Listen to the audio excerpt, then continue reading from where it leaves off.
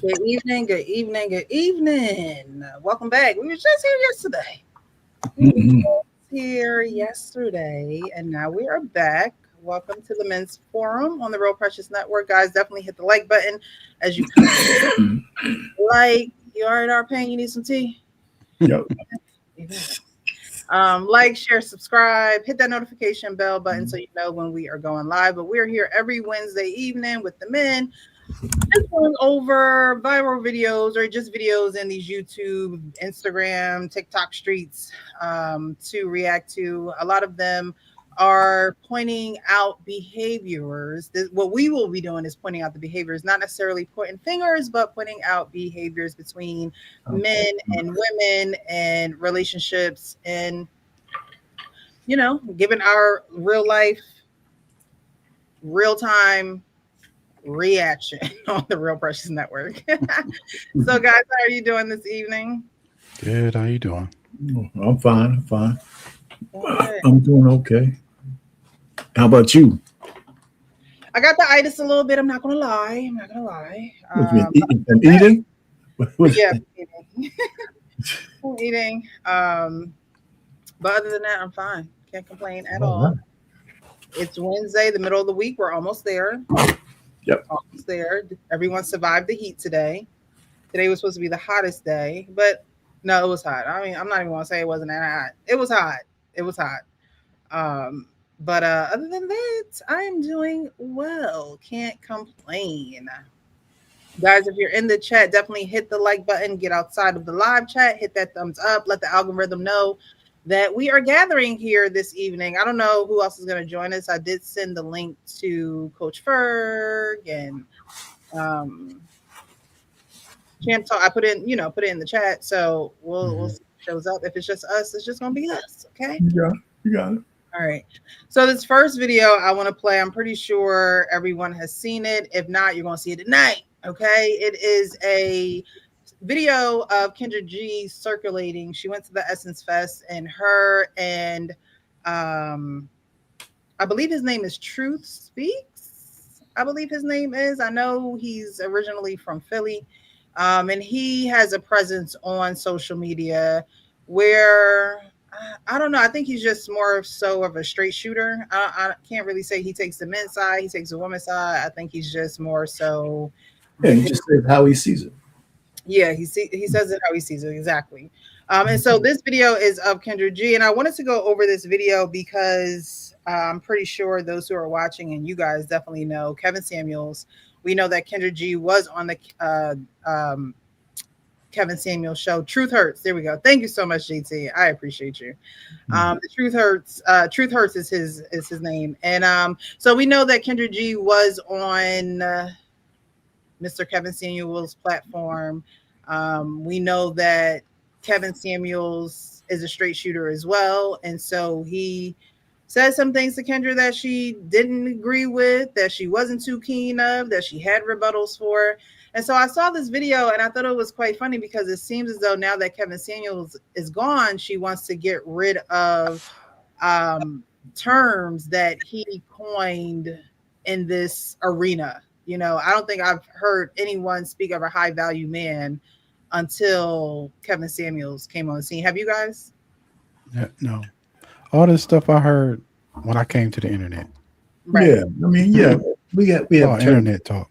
So yeah, it's internet talk, but it's stuck because it kind of made sense because it's a distinguishing mark. So he just chose it, and he had a definition for it too. So Kendra G is giving her definition and throwing out a new term. Yeah, it's not. Nobody cares.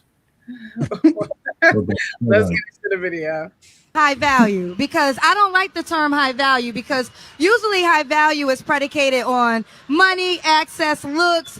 I like the word high demand, because high demand, yes, the man with the money, the looks is desired by a lot of women. But when we say value, that's an individual thing. It goes back to what I just said a second ago. Value to me is the person that shows up for you. So you could know a rich man, he could be fine, but does he show up for you? He's actually a no value man, if you think about it that way. So we gotta rewrite this high value slogan, because that's the misconception, and that's why men are walking around with an S on their chest, because they feel like they got the money, they got the fame, they got the looks. But ladies, that's our fault because we made them that way. We got to take that power back. If a person doesn't show up for you, that's a no value human. All right. So what do you guys think about that? A no value human is someone who does not show up for you. She also wanted to change the high value phrase and turn it into high demand. Is there really a difference between high value and high demand? No, first of all, high value actually would supersede high demand because Pookies and Ray Rays are in high demand by a lot of women. They don't have no money. Yeah, they are. They're populating all the underbelly of the black community. What are you talking about? They're in high demand. They get a lot of sex, and they have a lot of kids. So they're in high demand. They can't offer anything, but they're in high demand. You know, so I mean, so she's my, I guess she's my, listen, I applaud her accomplishments, but she's the first person who would fight you tooth and nail if you tell her she's not a high value woman. Well, she is hell bent on her making her money and her not being in a relationship because, you know, she makes her money, and if she was to get in a relationship, you know, she would be locking down her money, and the man wouldn't be subject to any of it. So that's one. So then she's not going to show up for the man, right? Then she's not a high value woman. See, that's my whole point. Is this the hypocrisy and the double speak is something you got to just look through. She calls herself a high value woman. She's a misandrist, by the way. That's the number one. She hates men. She has a problem with men. And one of the things that she has a problem with, and listen, one of the biggest things she has a problem with is because she values herself a lot, and the men that she wants won't let her just do the shit that she wants to do. And that's one of the problems with rich black women or women, period. And especially in the black community, those are the ones I listen to the most. They don't understand that for a man's point of view, I don't care if you make $2 million a year. If you want to be my wife, you want to be my woman, there's certain things I would expect from you, and you might not like them because you're going to say, I got this money, and so why should I be submissive to you at all? Well, what are some of those things? Let's break it down. Well, first of all, I mean, there's expectations that I would have of my wife, like every so often, just shut the fuck up. This is, not because you can't talk. It's because I need to take the lead in certain things, and I don't want to debate everything because you got a lot of money, right? If I have to debate every little thing, and Kendra D looks like a person I would have to debate with, you stay single. If I have a household and I'm the leader of the household, it doesn't matter if you're a millionaire. Okay, I make $1,001,000 because that's going to make you happy. Because not you, but the woman happy because they don't care how much the man makes, how much they make alone. So he makes $1 more than they do. So it makes you more happy. But I'm taking the leadership, and you're not used to men leading you because you're this strong, independent boss chick. And some of those things mean, and I sound it's a hyperbole when I say shut the F up. But the point really is, you can't have two leaders in a household, right? So you're going to have that one leader. That means you got to acquiesce to your man. You either trust him to do the right things or not. Doesn't mean you can't talk. But I'm not going to debate everything, and I'm going to expect certain things from you. I'm going to expect to be able to make love every so often. I'm not going to have to go through like signing an affidavit and say, do you give me permission tonight to kiss you on the neck and shit like that? I'm not going through that. You know what I mean? There's a lot of women. You don't want to have sex? Have you listened to Kendra G? If you listen to her, I think any man told her, listen, Kendra, get your ass over here. I want to lay you down. She said, wait a minute. Did I give you permission? Millions? Like what? I would just say she's just annoying, and there's a reason why she's still single. And she'll say it's because it's her choice. The fact is that there's no quote unquote high demand, high value man who wants to put up with her shit. And that's the thing with she got a problem with that. What's the other chick's name with the baby? She had the IVF. You talking about Ebony K. Williams? Yes. Their problem with men in their category is that they have to acquiesce to those men. They don't want to. They want to be the free agents they want to be and have a man who's high value, high demand catering to them. That's what they want. And that's not going to happen. Not the way they want it to happen. Then I can't marry down, and men been marrying down for ages. So I mean, she's just annoying. She's just annoying. She made accomplishments. I grant her that, but she's just annoying. Do you think Kendra G? I mean, Kendra G has been in the game for a while. I think that millennials probably see her on, or not millennials, but the newer age kids see her. I think isn't she a millennial? Is she an older millennial? I don't think she's a Gen Xer. I think she's. I don't know how old she is, but she's a good 46. She's a millennial. She's 46. Yeah. She's 46. Kendra If G? she's that old, yeah. So she might be a young Xer, old millennial. But what I'm saying is she had a career in radio journalism, and she's made a name for herself. And then COVID hit. She got on the YouTube, the Instagram, the Facebook, and she went live one night. And then this show, Kendra G Singles, popped off. Right? She's accomplished. Yeah, so she's accomplished, and then she's in this arena of social media where entertainment is pretty much paramount. Like, if you're not being entertaining, you're really a lot of times not holding a lot of people's attention. So do you think that sometimes a lot of this stuff is sensationalized, or do you think that it's truly who she is? No, I think it's truly who she is. But it's sensationalized as well. Because she understands it's about drawing an audience to her. And our audience is clearly mostly women. But, one of the things I see is by the kind of people who comes on her show. Every so often, she gets a gem. But most of the women who come on her show are like in a different. I got 18 baby daddies, and I want a high value man. She knows a lot about certain things, but her hatred of men skews her vision. Why do you think she hates men? Because I'm listening to her. I listen to her talk. Everything she says is anti-man, period. I mean, just like women think that every man, well, you're a woman. You don't hear it the way I hear it.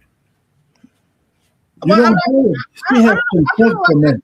I think that Kendra G actually does tell women, she does stop them in their tracks and tell them, girl, you got all this going on. What man do you think that you're going to get?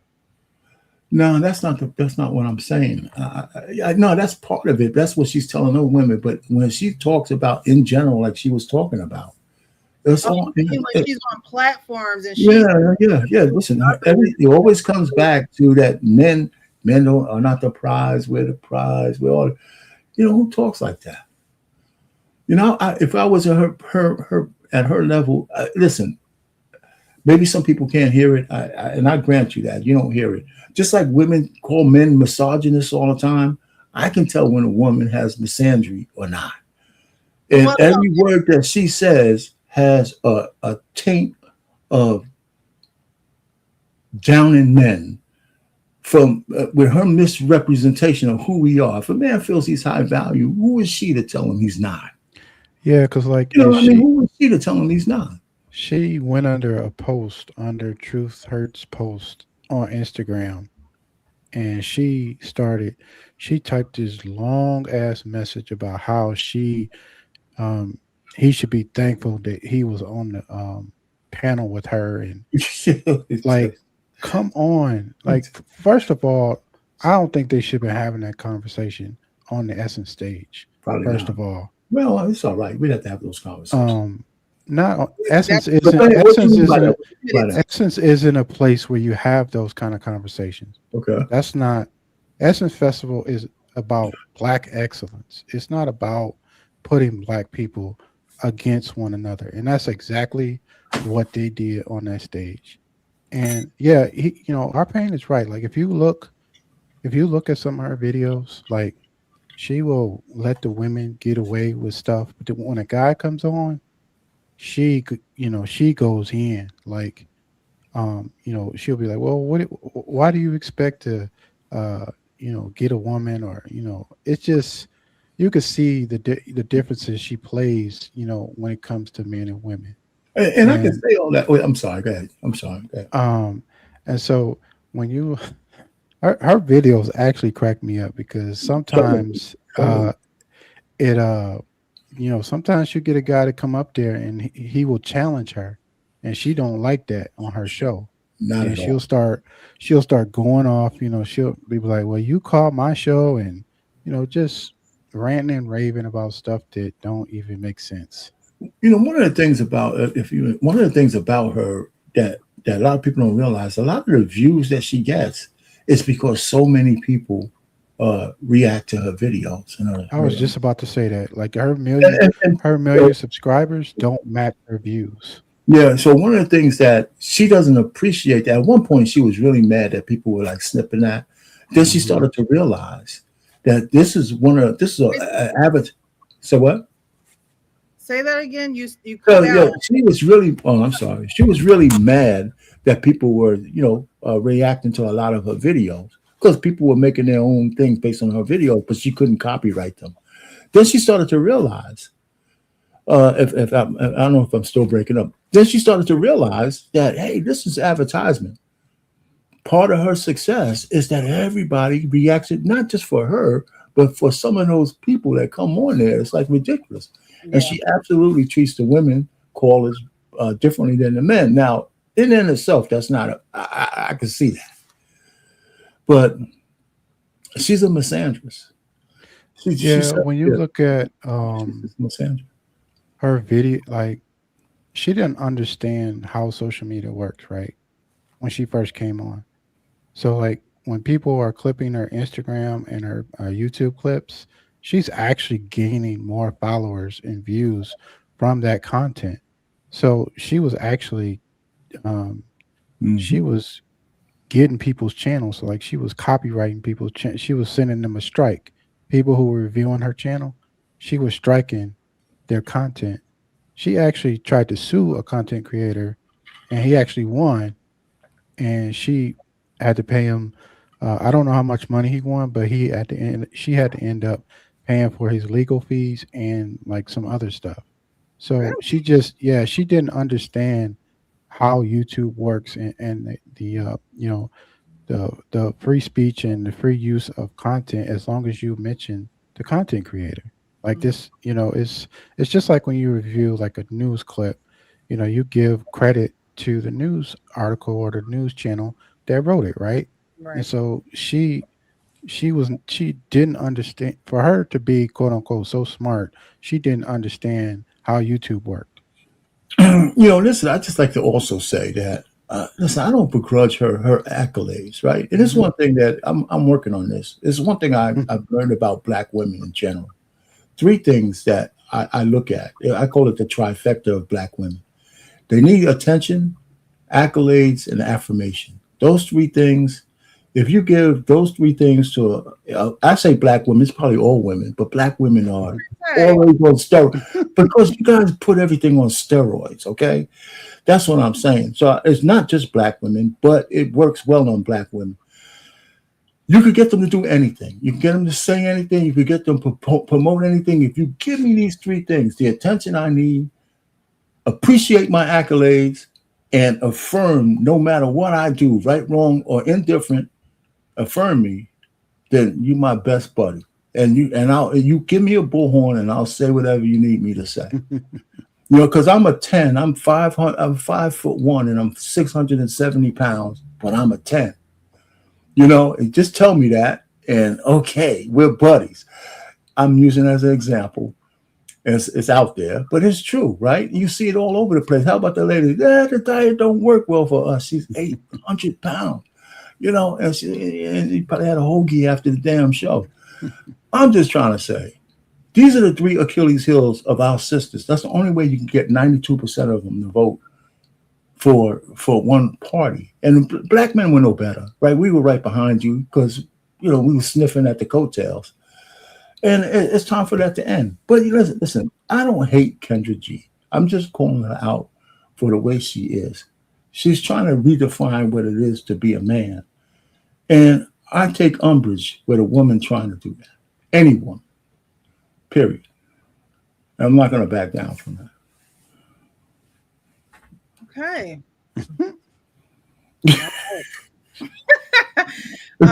No, Kendra G, she does hold herself to this higher standard. Has she worked for everything that she has? Yes. Has she built a name for herself? Of course. Yeah. I do think that there is a certain power in being humble as well, and you don't have to be a pushover. You don't have to, be shy towards everyone or be a people pleaser. But there is something about being humble and getting to your place of success in a manner where you don't have to put others down in order to boost yourself up. And I think that with Kendra G being at the heights, now she has a show on OWN for Oprah, which is quite funny because Oprah never married anybody. She got Stedman in the corner somewhere in the attic. She got a little bell. And I'm not saying, I'm not hating on Kendra G. Get your money, boo-boo. But at the same time, you do have to be able to sustain that. And what she can sustain on YouTube and Instagram and TikTok, where people are, really fitting that kind of content into their day because it's short-term content, unless you're watching her lives on Instagram, YouTube, and TikTok. That's something that you have to sustain. Like, when you sign those deals and you write those contracts, it's okay. What's the viewership going to be like? How long are we going to be on for? How long is this contract for? Is this just a pilot and we'll see how it goes? And we give you about 4 or 5, episodes to see what kind of traffic comes through here. And so, I wish her the best, but at the same time, I wish she was just a little bit more humble, because sometimes you're right. She do jump down, a guy's throat when he's on the show. And it's like, wait, hold on. Like sometimes, I'll be in the comments like, Kendra, did you even hear what they said? Like so sometimes you could be so high on that horse that you're not even hearing things correctly, and you're not, comprehending them correctly. And so that's my only thing with Kendra G. Soar to the top as mountain you can and get your money and, spread love. But at the end of the day, don't try to bring people down, especially men, because she do it to some women too. It's not just men. But I think that there's a different Kendra G when she's being interviewed versus a Kendra G that you see when she's interviewing others that are on her show looking for love. I think those can be two different Kendra G's, and she'll say, I'm gonna pop my shit. I'm gonna pop my cool. But at the end of the day, does it really need to be popped? I think that when people work hard and they do for themselves, it speaks for itself. You don't necessarily have to always throw it in people's faces. We see it, Kendra. He's on the radio. We heard you. We're gonna sick Tasha K on her ass. And I think I saw a clip of Tasha K actually going in on Kendra G. I didn't get the full scoop of it. But there is something on Instagram that I saw where Kendra G was talking about. Tasha K was talking about Kendra G, but that's what Tasha K do too. So I don't know how true the thing she was saying was. And we know she got sued. She's still in to get Cardi B her money. Yeah, I don't know. She must have some type of force field around her, because it's like, Tasha, keep talking about these folks, girl, and she not only talks about them, she has receipts from people who are pillow talking and getting paid to reveal these secrets about these people. And so, as much as she's paying people, she got to pay Cardi B that money. Okay. Oh yeah. All right. So we're gonna be moving on to a video of a young man. I don't know who this is. I don't know if he's a rapper. I don't know if y'all might know who he is. People in the chat, y'all let me know if y'all know who this guy is. He could just be on this show with these other content creators, but he's talking about the first time he felt challenged as a man being in his last relationship. And I wanted to bring that to the platform because I think that happens just naturally for men. But I wanted to get you guys' perspective on it. I felt like that was my first relationship where I felt pushed, and that. Y'all know who he is? No, I do we see I him? can't see it. You can't? No. Yeah, we just have the essence. StreamYard. Come on, man. There you go. I see him. You see it now? Yeah, the guy with this hair thing going on. Okay, yeah. You guys let me know if you know who he is. I'm gonna rewind it. Last relationship I was in, I felt like that was my first relationship where I felt pushed, and that shit was like foreign to me, and that's what kind of pushed me away. Because I'm like, I'm used to girls just being around, low key for the vibes, and then I'm like, if I like you, I like you. If it goes further, it goes further. But like this one was like, no, nigga. Zay got pretty privilege, bro. She really worried about Xavier. She don't give a fuck about no Zay France. She knows Zay France. Zay France. I don't know if anybody knows Zay No, I France. never heard this guy. I've never seen His him. mama called him named him Xavier. I'm gonna call him Xavier. France is gonna help Xavier France and the family that I'm trying to build, and the you feel me? And that was like that shit fucked me up, bro. Because I'm like, I am not used to no shit like that, bro. What it do is exemplify the pressure that you putting on yourself.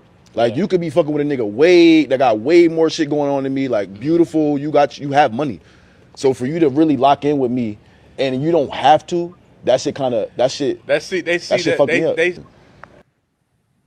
Does he go on and just scream how it messed him up? I mean, because I'm just trying to, you feel me, become a better man. Period. That's a real singing nigga, man. I'm trying to be a real motherfucker make a whole album off that shit. Well, he didn't go into it there, but there were just some certain things. Like again, I wanted to get you guys' perspective because he said a couple things, especially him being in a relationship with a girl who, challenged him, probably pushed him harder, and not as the artist, but as the human being, as the man, right? And he said that pretty much got him a little shook. He had never had that before. So do you guys know what he's talking about? Have you ever been in situations where you're in a relationship with a woman and it's like, she's trying to push me to be a better me and I'm not all the way with it, or I don't see that for myself, or I can't just get there? I mean, eventually, I think at some micro level, like you're gonna have to improve, being with somebody. Like they're just not going to accept, any old thing. Now, we don't know the context, like if she was just asking for something astronomical, or if she was just saying, hey, can you communicate better? Can you, if you're busy, just send me a text and say, hey, I'm busy. I'll call you when I get home, or something like that. There are ways, maybe she wanted him to dress different, or maybe she wanted him to cut his hair. Like, we don't know, No, he didn't do that. I'm just saying, like, no, I hear what you're saying. I'm just saying he failed.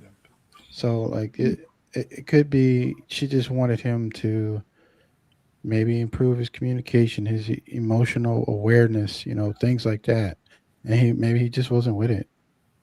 Well, Well, here's my thing. Like most men, if you're gonna get into a real relationship with a woman, and I usually speak for marriage, not just this play shit that everybody's doing. You really want your woman to be a muse for you. You really want her to be your muse, and there's a way, feminine women know how to do that. They know how to bring things out of people, out of men that they're with, in the right kind of way that leaves his ego intact. Mm-hmm. So, and it's supposed to be a skill or a natural skill that women have that they've lost with all the bullshit that's going on out here. But a real feminine woman who's tied to her man, she's his muse.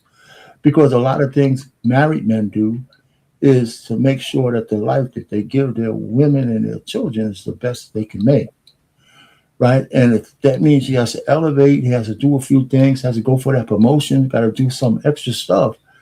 you're gonna do it. Especially, you're gonna go ahead and strive for that. And so he wasn't used to that because he's probably just been banging out chicks. Oh my God. Mm-hmm. So I'm serious. A lot of guys, I told you this before, a lot of people don't, they look at me and say, oh, I actually liked all the women I slept with. So I learned something from all of them. I talked to them. I tried, because I had like 3 phases before I went to college, when I went to college, and after, like the women I met in college, they were college bound. They had dreams. They had futures they were looking for. It was worth talking to them about. It's not just, you pass the joint, you pass a little alcohol, you talk a little bit, and you learn something about what they're thinking about. And some of that stuff was very useful to you as a person for your growth. Now, I didn't have 1,000 women, so let's stop that. But enough. But I'm just saying, then when I went into the professional life, the women that I was talking to were professionals. Mm-hmm. So the fact is, a lot of guys, if every woman looks like a pork chop, they really don't learn anything from them, because it doesn't take much if you're that kind of guy to take a woman to get her panties off. It's not that hard for some guys, and you don't learn anything. And so I'm just saying, he looked like a guy who was just passing through the women. So when he found a woman, he said, okay, this is what I expect from you. And he shook him. I can see that. And because he liked her. He said, well, he couldn't just discard her for something about her that he liked. So when she said that, it made him pause. If she was just a bust down, he wouldn't have thought about it. There was something. That's what I get from that conversation. Oh, so he also said, that's what he said. He also said, she could be with anybody. She's beautiful. She has money. Do guys really go off a vibe and just see where that vibe's going to take them? Yeah, we ain't monsters. Of course, why wouldn't we? Why wouldn't we? I mean, why wouldn't a man go off a vibe? Well, yeah, what do you mean by go off a vibe? You go further. I'm using the words that the man in the video said. He goes, I thought that she was just here for the vibes. Again, he's younger, right? But, so the vibe part is just I'm not looking for anything serious. It's just we're just hanging out, and if it goes to a certain place, it does. If it doesn't, it doesn't. But she might have been there for the vibe. She might have still been there for the vibe, but she might have saw something in here that she thought might have been worth more. Right. But I'm not asking about her. I'm asking about him. No, he was not him. Okay, my point is that most of his women, he was only there with women for a vibe. Right, and they allowed it, right? Women always allow men to be, it's something that women do. Yes. That's why you're all bitter, because too many of y'all be with men for the vibe. Right? That's why there's a lot of bitter women out there, because they don't have, they talk all this standard bullshit, but the guys that they want, they be with them for the vibe. And when it don't work out, they come on TikTok and story time 1, 2, 3, and 4. Right. But now you have a woman that is saying, I'm not accepting that. And, either get it together or I'm out. And now a lot of times that woman is looked at, oh, she the strict one, or she the one who has boundaries. And however, this could have been the woman that could have truly helped this man, because not only did she like him, she was willing to tell him the truth about himself and be that mirror. But a lot of men aren't. I don't think that they're willing to look at the mirror when they're just trying to catch a vibe. When they're trying to catch a vibe, you're not trying to look in the mirror. No, I agree with you. You don't care anything that's going on that side. But apparently, the fact that he's confessing this to those guys around the table, I would imagine he hasn't confessed that to anybody else. It's probably the first time he ever mentioned that to anybody. It's that he's being honest with those guys around the table. I thought she was just another bust down until she checked me about something. And it shook me, because she was right. Right? Because whatever she said to him, she was right. And it made him reflect. And then I think somewhere in there, he said he felt like he's a better man. Now he took that in. I think he even said that. Because nobody ever talked to him like that way. Yeah. Right. And Because that's what I'm saying. A lot of men don't have women that are going to talk to them in a certain way that you're actually going to speak life to them and not trying to have life with them as far as, you know, having a baby, being a single mom. Like there are women who are out there who are who want to work with you or who are interested in you and they see more in you than you see in you. Could be. I'm not talking about like the show that we did where the guy was already in his 60s and she's like, but I want more. You know, he already is who he is. Yeah, like, yeah. Accept him at that stage. But this young man, Xavier, it looks like he's in a part of his life where he wants to develop maybe this. I don't know if he's an artist. Again, I don't know exactly who he is, but he's on the podcast with these guys, so he must be an up and coming some type of entrepreneur. And that girl probably, you know, because we're sent here to help y'all, and a lot of times when the help is right there, you still want to go party. You want to check out the vibes. You want to and yes, there are women who will do that. There are plenty, like we said last show, there's a man for every woman. Whatever, it's a party pack. Whatever is your comfort, whatever you want to do, you know, there's somebody out there for you. But a lot of times I think that men do miss out on the good woman because they'd rather be with the woman that's going for the vibe. They'd rather be with the woman that doesn't really require much out of them. They're low maintenance. They're low effort. And like you said, Arpain, we like attention. Do y'all I'm just a girl? No, that's true. But I don't know if most men listen. I you know, you might be right. A lot of guys, it depends on what phase of life they're in, right? You know, if they're just having fun, of course they're going to look at all women like pork chops, you know, juicy ones, you know, juicy pork chop. But if he's transitioning to where he's looking for somebody serious, he'll be more intentional. And you just got to catch the man at the right time, just like you got to catch the woman at the right time. Yeah. You know what I'm saying? So that's what that is. I mean, so I don't think he was really that intentional with her until she checked him that, you know, hey, listen, if we're going to be together, I need a little bit more something out of you, you know, and that's fair. I think, you know, she was, you know, because I assume they're already having sex. So he thinks he's on easy street. And then so at one point they're probably talking or something. And she said, hey, yo, well, you know, I need to. On Easy Street when y'all get the cooch? Is that what it is? Like, oh, I'm in there. I'm good. I can relax. Is that what it is? Is that what it is? You don't need me to answer that shit. You don't need me to answer that. I mean, listen, man. That's what the whole thing about post-nut clarity is, right? The ladies in the back, what's the Shirelles made a song about it. Will you still love me tomorrow? Right? Tonight, I can see the loving in your eyes, but will you still love me tomorrow? That's about him getting his shit off, and she charged him up. We could have sex tonight, but are you going to still come back tomorrow? That's what most women have to get over that hurdle with a man.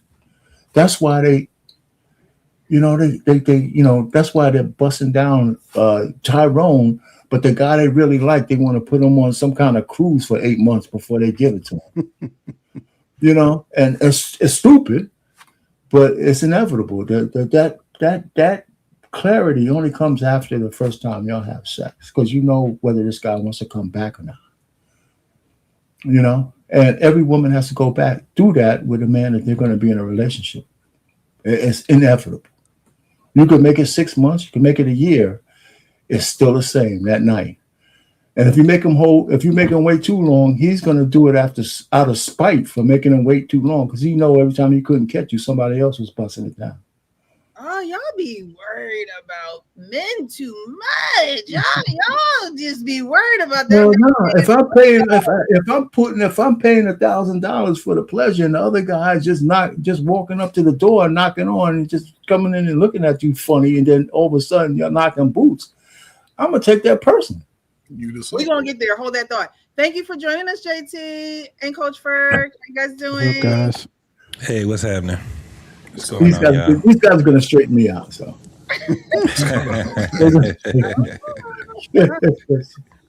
What's happening, everybody? Welcome. We're going over this video of a young man who is Oh my God. pretty much expressing how he had a woman who challenged him, pushed him, and I don't think he was quite ready at that moment. You guys, if you're just tuning in, hit the like button, chill, get you some popcorn, a drink, whatever you do, and relax.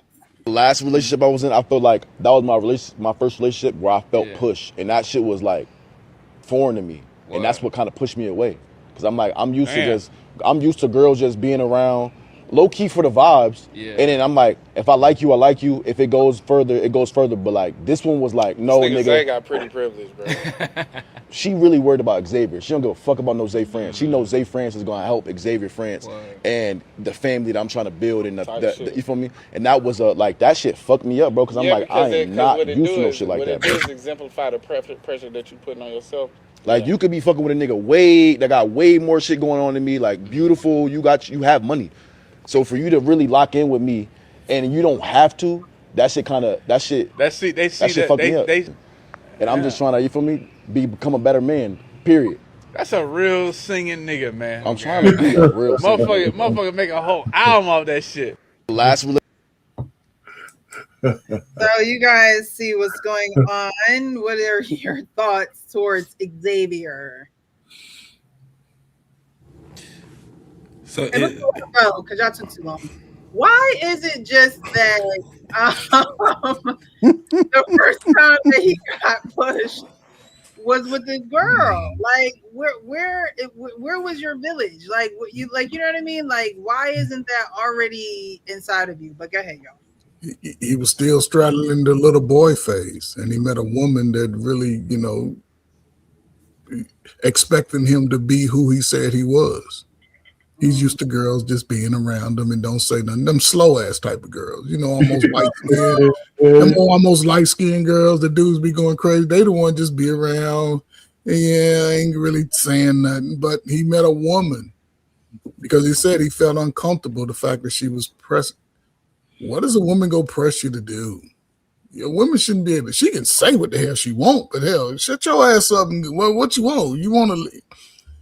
I don't know. I just don't understand a lot of these guys, right? I guess it's a different time, maybe.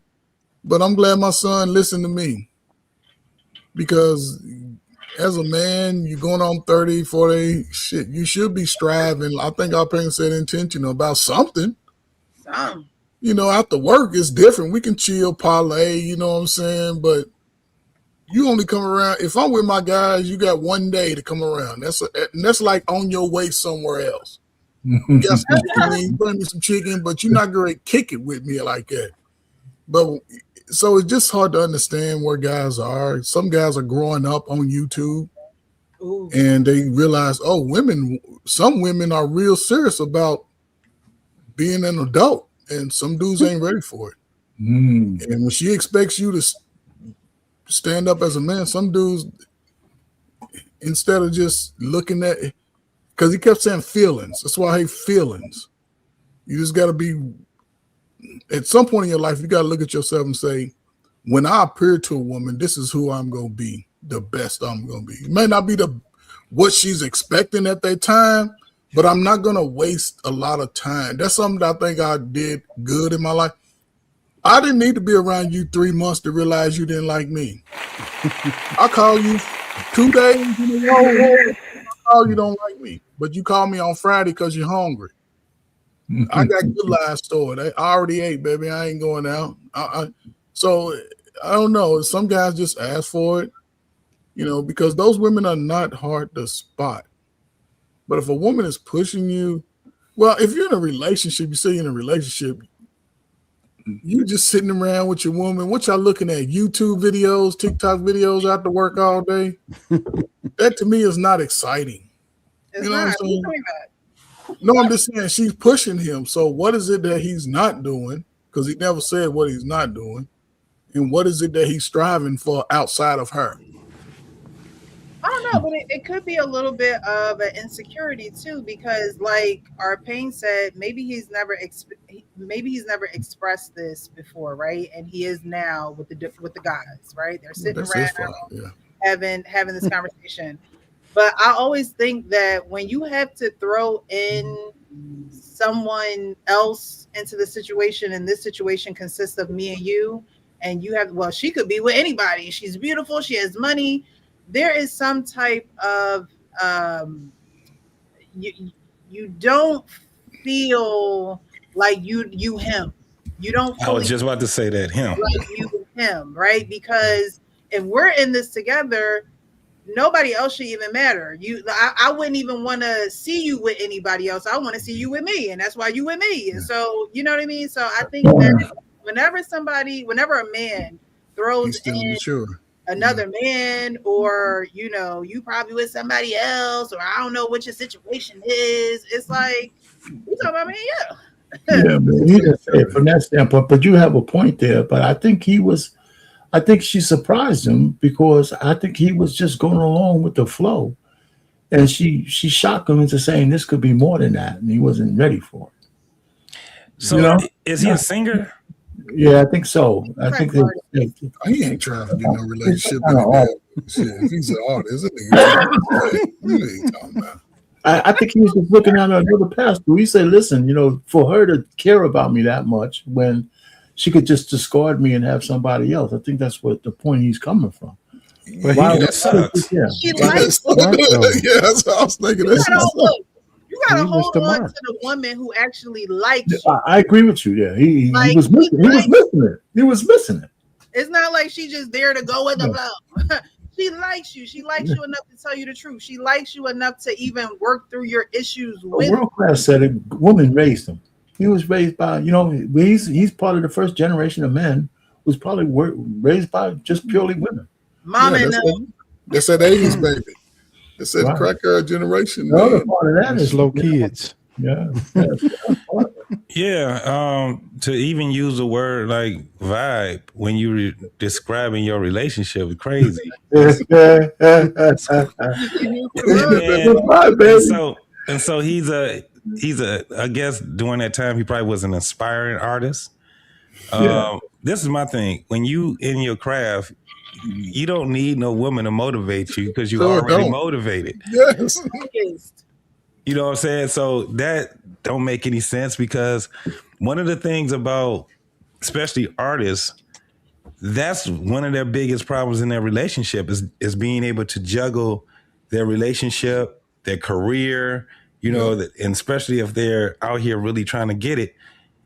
What you talking about? She motivating you and all. That means he wasn't doing nothing when he was supposed to be singing and in that studio. He's supposed to be writing songs, JT. Right. You know what I'm saying? He at the dang old mall with her, hanging with her and her friends.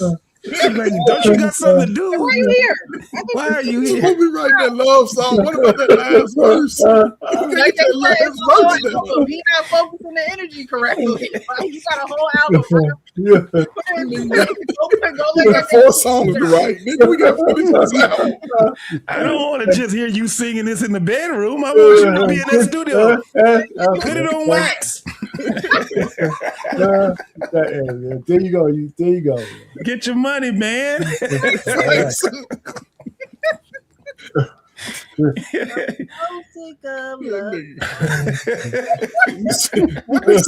said they were sitting around, though. That's what I'm figuring out. Why are they sitting around?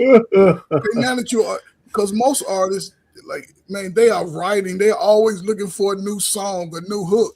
And if you're sitting around with your girl, she ain't giving you no ideas on, maybe you can sing this hook for me right here, Precious. They're always sitting around here at the studio.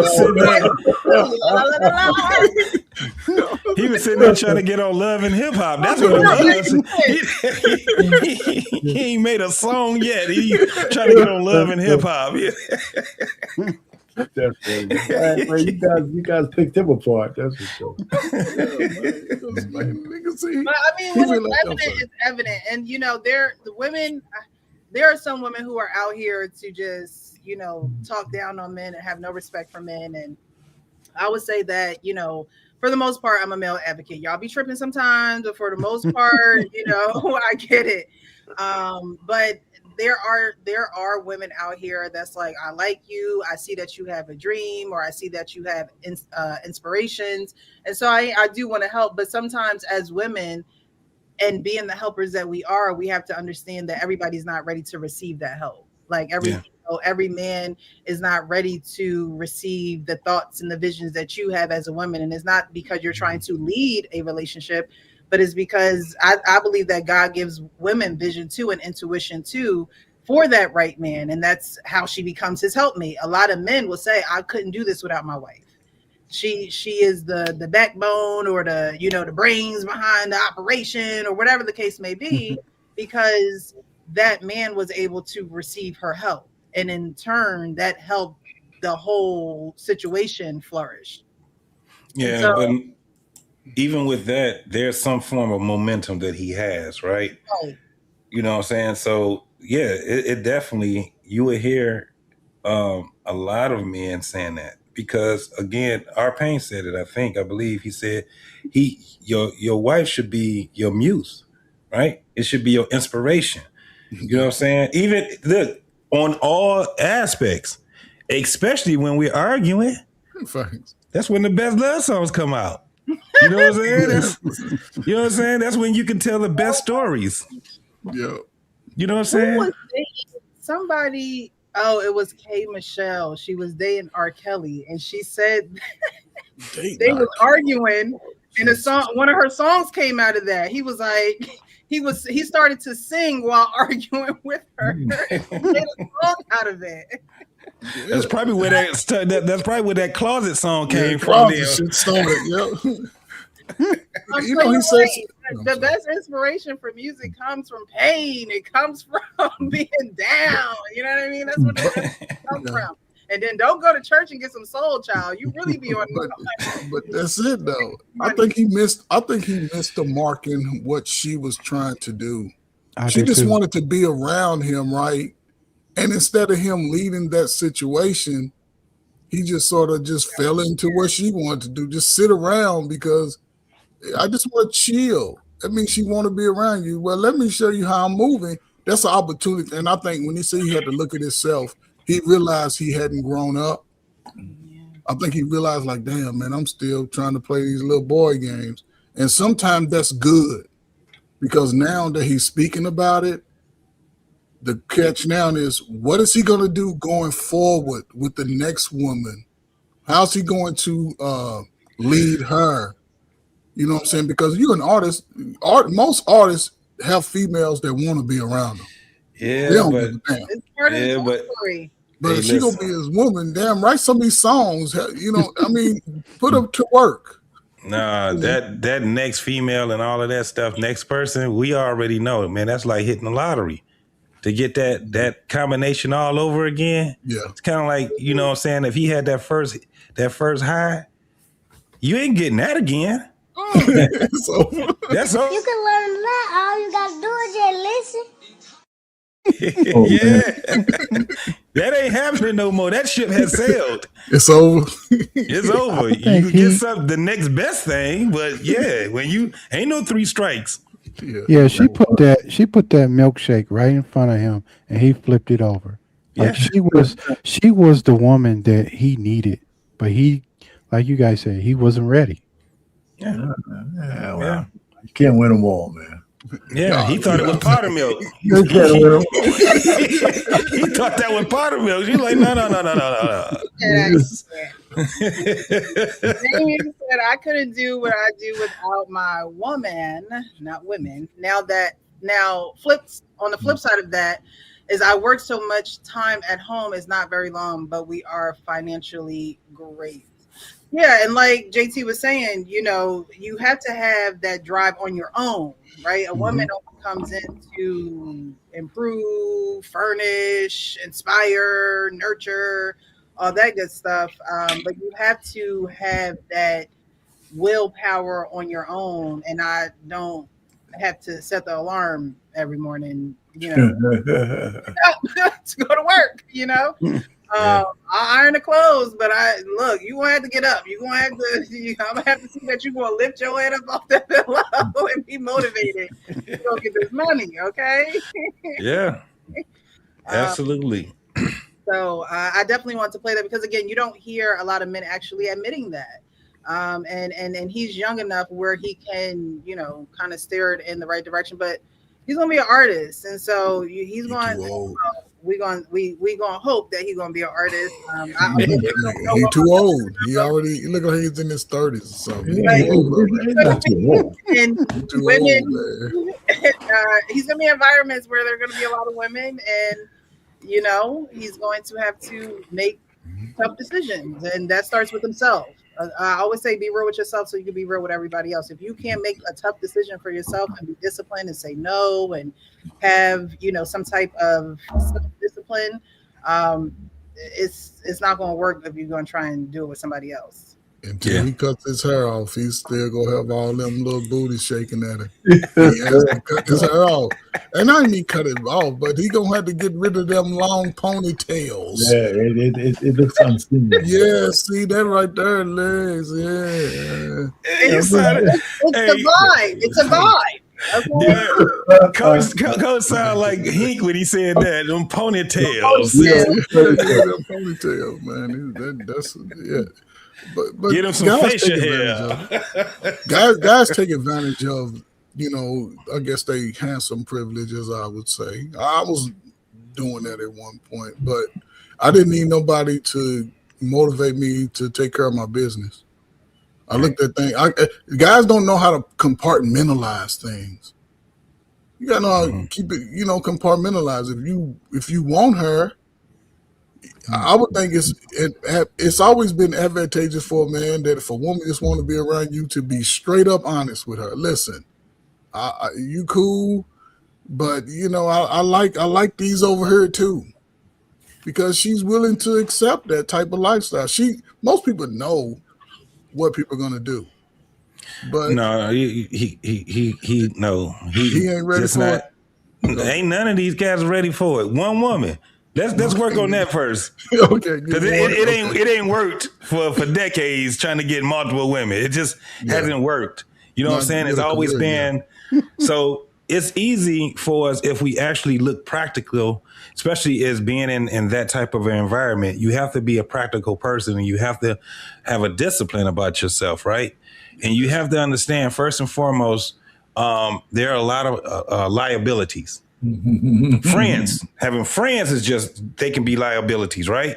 So imagine having romantic interest, how much of a liability that is when you're trying to get to a certain apex in your career, also in your livelihood, plus you want to have a family. So that takes being intentional about it in every way. And what happens is that we don't have enough people that's intentional because they be listening to outside people talk about, well, you know, it's in our interest as men to want to just be able to have sex with as many women as possible. And it's like, yeah, okay. So you understand that is a natural thing that's inside of us, but you don't have to fall victim in 2026. Because guess what? Look around you. Look at how many people are failing at trying to, you know what I'm saying, get that together. But when you hear their mindset, you be like, I see why you keep failing.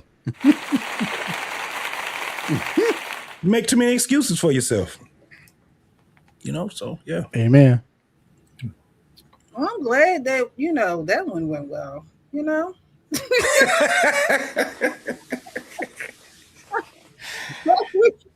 think it's just the old man in me. That's all. Our king is going to fight for the man to the death of him. And if he ain't got nothing good to say, he's not going to say nothing at all. I know that's right. Look. You know, I know what that's like being on these channels. Okay, let me just hush. All right, so we going this LeVar.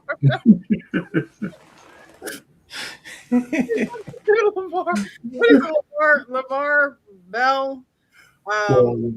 We all know that he divorced his wife. We know that she went through a stroke, and he was the devout husband that, you know, stayed by her side, and now he has had some health issues in which he had to get I don't think it was his whole leg amputated.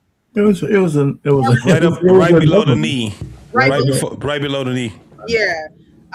And you know, he has a prosthetic, And now his wife has divorced him and she is going her own way. Now, this is a video of one of his sons speaking about the situation and pretty much saying it's not all what it looks like on the internet, and the narrative of he just left when or she just left when these things happened to him is not necessarily true. There's been an uproar about the situation. I'm going to touch on it briefly. First and foremost, I want to say I love both my parents, but the situation that is put before y'all is not how it went down. I'm not about to get into all the details, but long story short, my mom didn't want to leave. She was quote unquote, damn near forced to leave. I helped her leave. I'm glad she left. She's in a great spot. Shout out to Dip. Put her up nice. So she's good. My pops is good. They obviously don't fuck with each other, but I fuck with them both. And she was not wrong at all. She did not leave him because he lost his foot. That's a myth that was put out there. What else have I seen? I don't know. But my dad did a great job raising us. My mom did a great job raising us. They didn't work out, and it is what it is, man. They both doing well, and I love them both. We can move on now, unless you want to say something. Well said, Duke. Well, forced out. When I first heard it, forced out, and the way that he was speaking about it, and I don't know these folks, I don't know what's going on. I'm not a fly on, and they were in the living room. But from the way that he made it sound to me, that there was some type of violence involved. And that's just my opinion. I know y'all all looking at me like, girl, what? Because of the words that he used. When you say who? Did Scott just now, Mellow Ball? Yeah. Okay. Yeah. Saying that, his mom didn't want to leave. She was forced out. Now, cheating, I don't know if that forces someone out.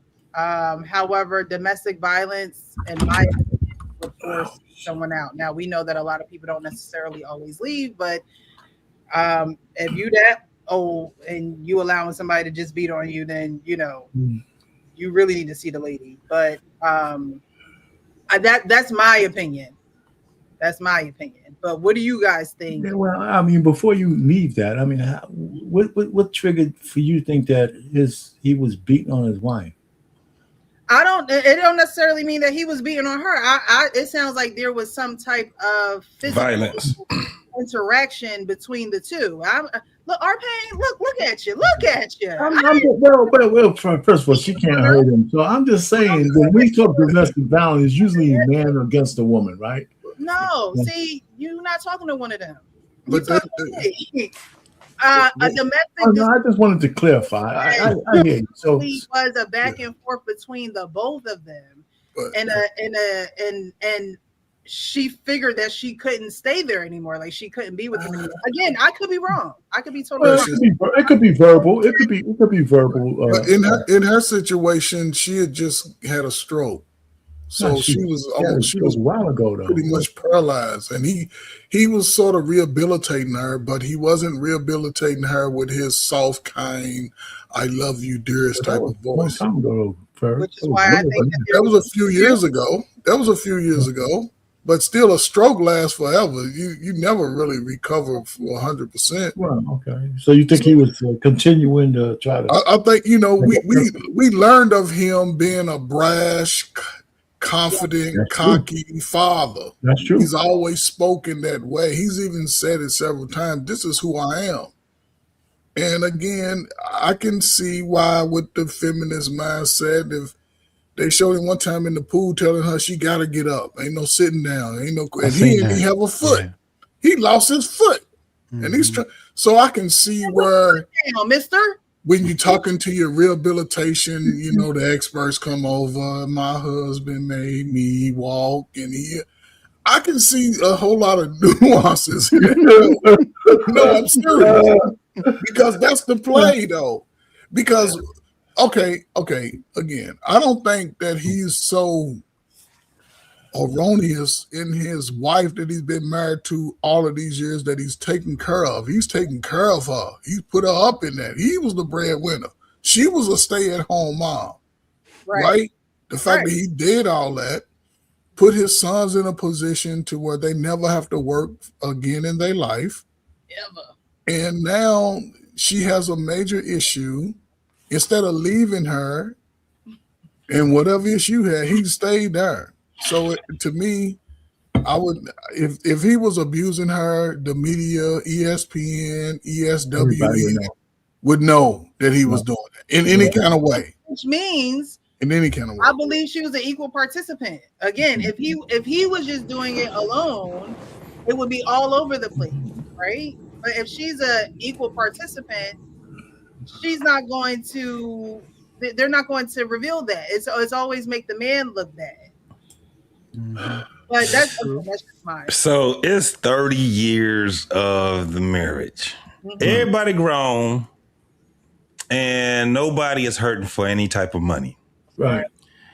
And they probably just don't like each other no more. That's what it just seemed like. It just seemed like they don't like each other no more. So I kind of slightly, because I spoke on this a couple of times before, but I thought about it. I've heard other people speak on it.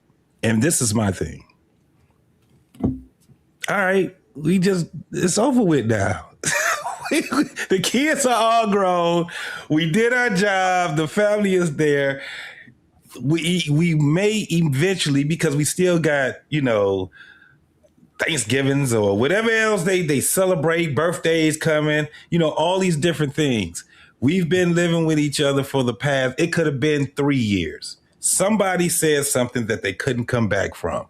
However, we're in our 60s. People have been talking about getting some new Johnson and him trying to get new women and all that. It ain't going to work for neither one of them if they do it that way. Now, can a person find love again? Yeah. You know what I'm saying? But it's not going to be the same thing that you had, right? That's what I was just saying about the other thing. But when you just look at it practically, you be like, "What is all right?" He had a little young, tender already. He trying to get over his wife or whatever. But I don't even think it's that type of love where they separated and then somebody is just super heartbroken. I think they were going through the motions. They probably was heartbroken while they were in whatever it was. Like I said, somebody had said something that they just couldn't come back. And I think both of them did. I think, like what you're saying, Precious, I think it was more of a mutual thing than anything else when it came down to it. And the straw, what they say, the straw that broke the camel's back was that night that her son and his family or friends had helped her get up out that house because they were sitting there going through whatever the hell they was going through. And they don't want to come back. However, life ain't the same. All right, so he got a big ass target on his back. What he gonna do? Mess around with these little 20-some-year-old girls? He gonna fuck around and be just like his friend Shannon Sharp. They're gonna put a case on your ass if you keep messing around with them little girls. Okay, so wait a minute. So his son just said that she didn't want to leave. So right, he did say that, didn't he? Yeah. Right. Yeah. But I mean that doesn't negate what you're saying there, JT. Me and my son would have had I guarantee me and him would have had we definitely would have had a back and forth. Well, what I'm saying is just real quick. I think most of what you said is probably true. More like, they just grew apart. But now that the kids are grown, they're out doing their own thing. But so that's my thing. I don't know if there was any other.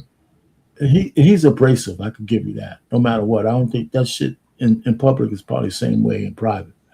He's probably a kind of abrasive. But yeah, he said she wanted to stay, but it probably was better that she left. I think, but I don't know. At 60 years old, peace, both of you guys is disabled. If I say this, are you really going anywhere? Are you really going anywhere? I mean, where are you going? Sometimes it's not about going anywhere. It's about being free from where you were at. And obviously, they wanted to be free from each other. And that's for the moment. And the thing is that it time sometimes when you spend time away from a person, it actually gets you to think a lot more clearly You know what I'm saying? Like I said, it's never going to be whatever happened between those two for them to want to be separated from each other. It was a point of no return as it stands right now. That's why I said that trying to get another spouse or another girlfriend, that shit ain't working for no 60-year-old. What's you doing to the son, JT? What are you doing? You were saying something. What are you going to do to the son? Oh yeah, I called him out. I probably would have cussed his ass out, or I would have approached it at first and said, "You know you didn't do damage control, right? You know you didn't. What you just did right there was just leave that open for more scrutiny, mostly on me, son. Go listen to that thing again that you just said, right? So then, if he's, right, and then I'm listening to him talk. It's just these young folks ain't got they have no vocabulary anymore. They don't have any diction. His whole thing was they don't fuck with each other no more. Like, come on, why are you doing that? If you was trying to say something for damage control, the only thing you needed to say is, I love my mother, I love my father, and we're working it out as a family. But to put anything on either one of my parents is not fair for them. Just let them go through what they have to go through. He didn't. Nope. Yeah, because it's their relationship. It's not his. Yeah. That was my whole. If he wanted to get on there for damage control, but he added fuel to the fire when he did what he did. She was quote unquote forced out, and I had to help her. Like, come on, my dude. Yeah, like there's already a bunch of scrutiny going on. Yeah, might as well just tell us now, LeVar. I don't want to put the details in there, but my father's lying. Right. I love my father. I love my mama, but my father on some bullshit. Yeah, like it was a Tyler Perry movie. That man is abrasive, and you know, for a woman can't take that for too long. Like, we understand you trying to get the boys together. Precious. We get it. We understand. You try to get these boys when they try to go, but there's a difference between being a coach and a father and tyrant up in here. I ain't got no foot. You can't use your whole right side. We need you to jam up and lean on each other. Hey, we 30. Listen, we 30 years in. We take your ass to the other. Matter of fact, I'm gonna go to the guest room. You stay in this room, goddamn. I was just about to say that. Anyway. We got 7 bedrooms in this house. You snore any damn way. That's all I'm saying. That man is abrasive. We got 3 kitchens in jumping on the abrasive word. I'm sorry, I said it. Racism. Precious. No, abrasive. Abrasive, not racist. Oh, Precious. He even said, whenever somebody come over, guess what he do? Because ain't none of us up here go do that shit. He's cooking. He's cooking for his guests. He talking his little shit. Talk to people crazy. I need to let y'all know my son is the baddest in basketball. He's a top 3 pick. What you talking about? Yes. Well, you got to understand too. Like when you have a stroke, he never talk crazy to his wife on public. When you have a stroke, you lose a lot of your cognitive abilities. Somebody else said that too. Yes. Like, you know, my mom, before she passed away, like she had a big stroke and, you know, she wasn't able to do certain things. Like she had to stop driving, you know. And so when you think about maybe when she was going through that rehab, maybe she thought he was being mean to her, but he was actually pushing her so she could get better. And, you know, maybe she thought that, you know, he was going to talk to her like that all the time. But, you know, when you haven't experienced a stroke and people, it's going to be really hard for her wherever she goes. Like if she goes to live on her own or whatever she decides to do, you know, it's really going to be tough. Damn, that right there, people overlook that, Leon. A lot of people overlook that whole thing because that plays a part into their going through whatever they're going through. Cognitive issues? Yeah, because she had a stroke. That changes a lot. The stroke was, but I don't think she blamed him for how he treated her on the stroke. because she was getting a whole lot better for years. I mean, you know, we haven't seen them in the spotlight after the kids made the pro. So whatever that made them go apart is in that time frame. He had rehabilitated her. She's coming to shows that he would always put her in the forefront. He was doing a lot of stuff to praise his wife in public. But that has nothing to do with her cognitive ability. Yeah, but that doesn't mean. But what I'm saying is that I don't think he was continually trying to rehab her after the beginning stroke. I mean, at some point that rehab was over. He wasn't doing that. After a stroke, you still need assistance. But what I'm saying is this hard thing that he did when she first had the stroke. I don't think he was doing the same thing like the year that they parted. I think she had. He might have been, but I don't think it was the same. I think there was so. Like I said, I thought the best explanation is they drifted apart. And that's it. And he apparently, you know, LaMelo said she wanted to stay. Lonzo said she wanted to stay. Yeah, but what we're saying it though is that still you still have to hold that in. Because it's a big part of that because it does change your life.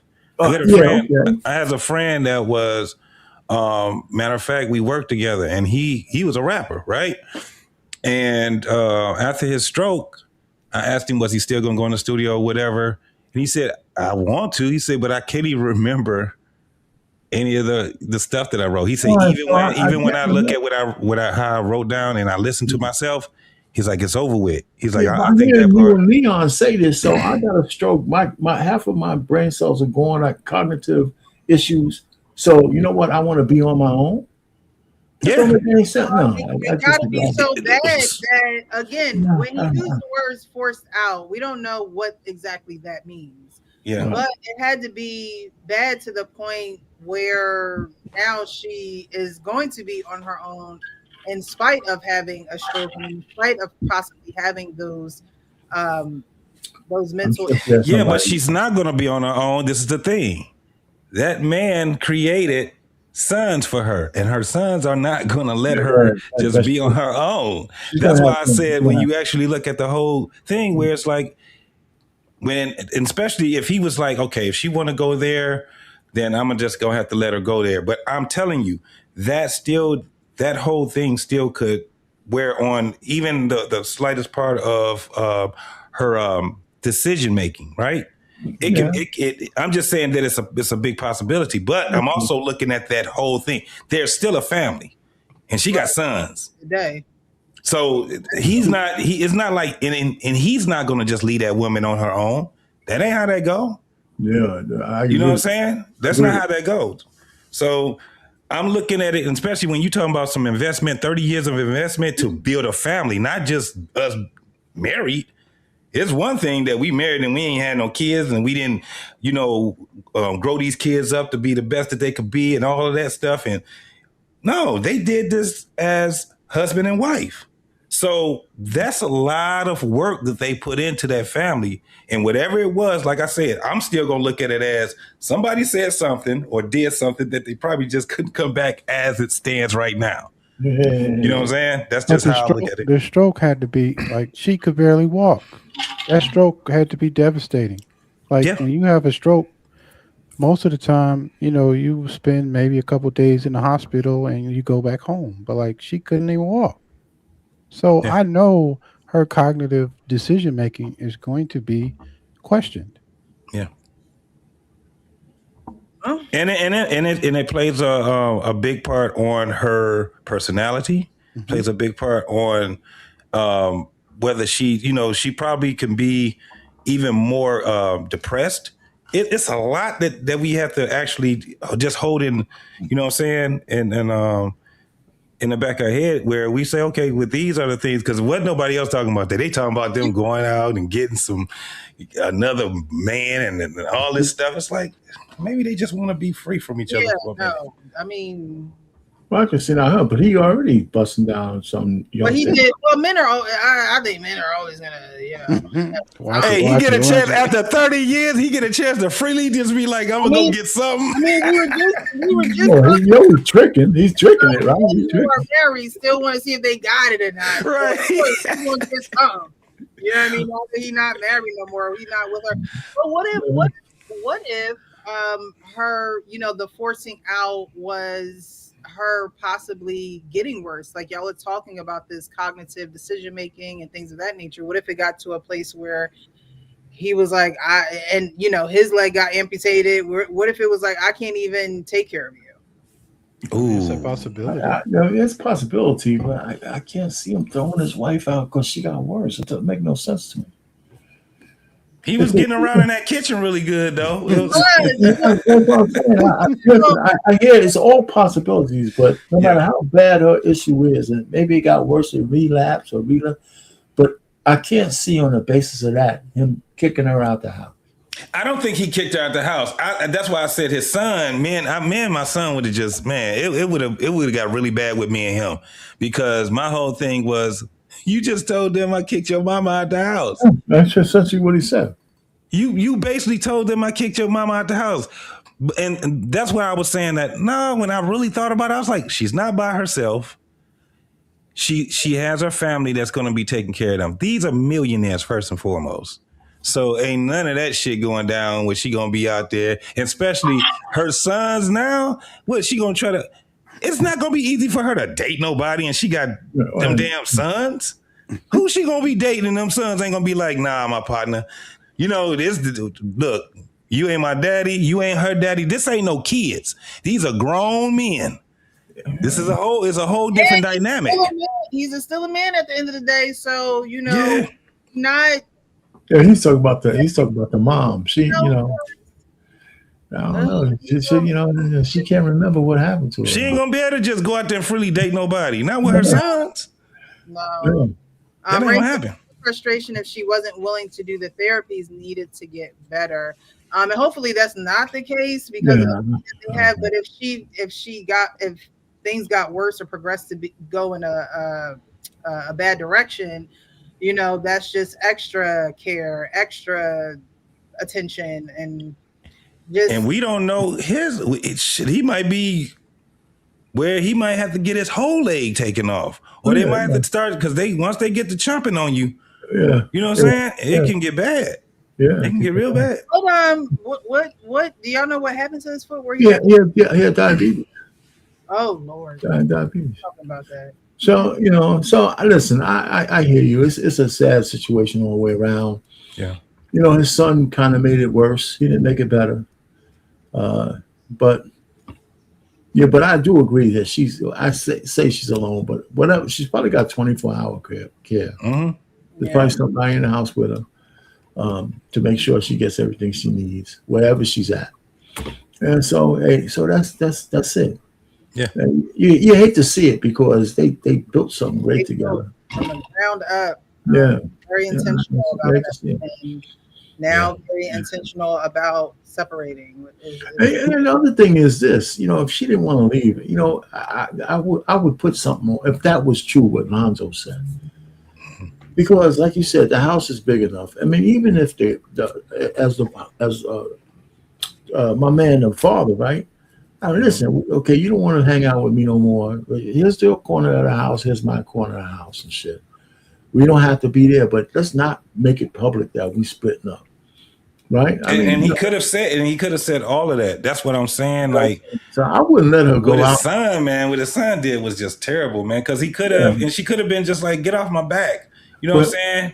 And he could have been like, well, forget it. I'm not even about to. You get somebody else to help. It's just certain stuff they be saying. I agree with you. Like she said, I no longer want you to be my physical therapist. Yeah. Try to hear your damn voice. You out here. I'm tired of you peg leg bass. You peg leg bass now. Right. I hear that dang old thing hit the floor every time you walking. I don't want none of this. You're the Pirate of the Caribbean, which is, you know what I'm saying?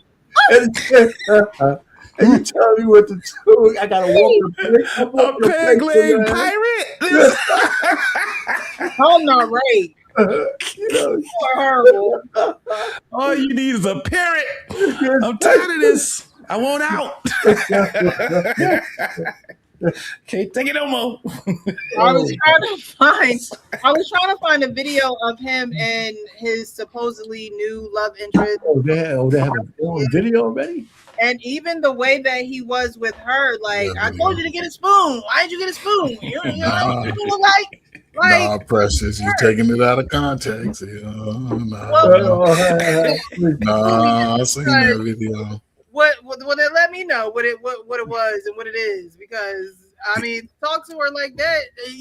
It's just a spoon. Like, I guess you done cook some chili and cornbread. Like, let's have a good moment. Get the tea out. But to speak to her like that over a spoon, and then she not moving fast enough, like, sir, you have one foot. Like, I'm sure, just like you said, them words was probably flying back and forth, and both of them was like, you know what? It's probably best you stay here and I leave. Because now we got things on each other that we can just keep going back and forth. He probably was like, with your droopy side of your face, like, you know, things can get real. Lee wasn't doing that. Come on, Rex.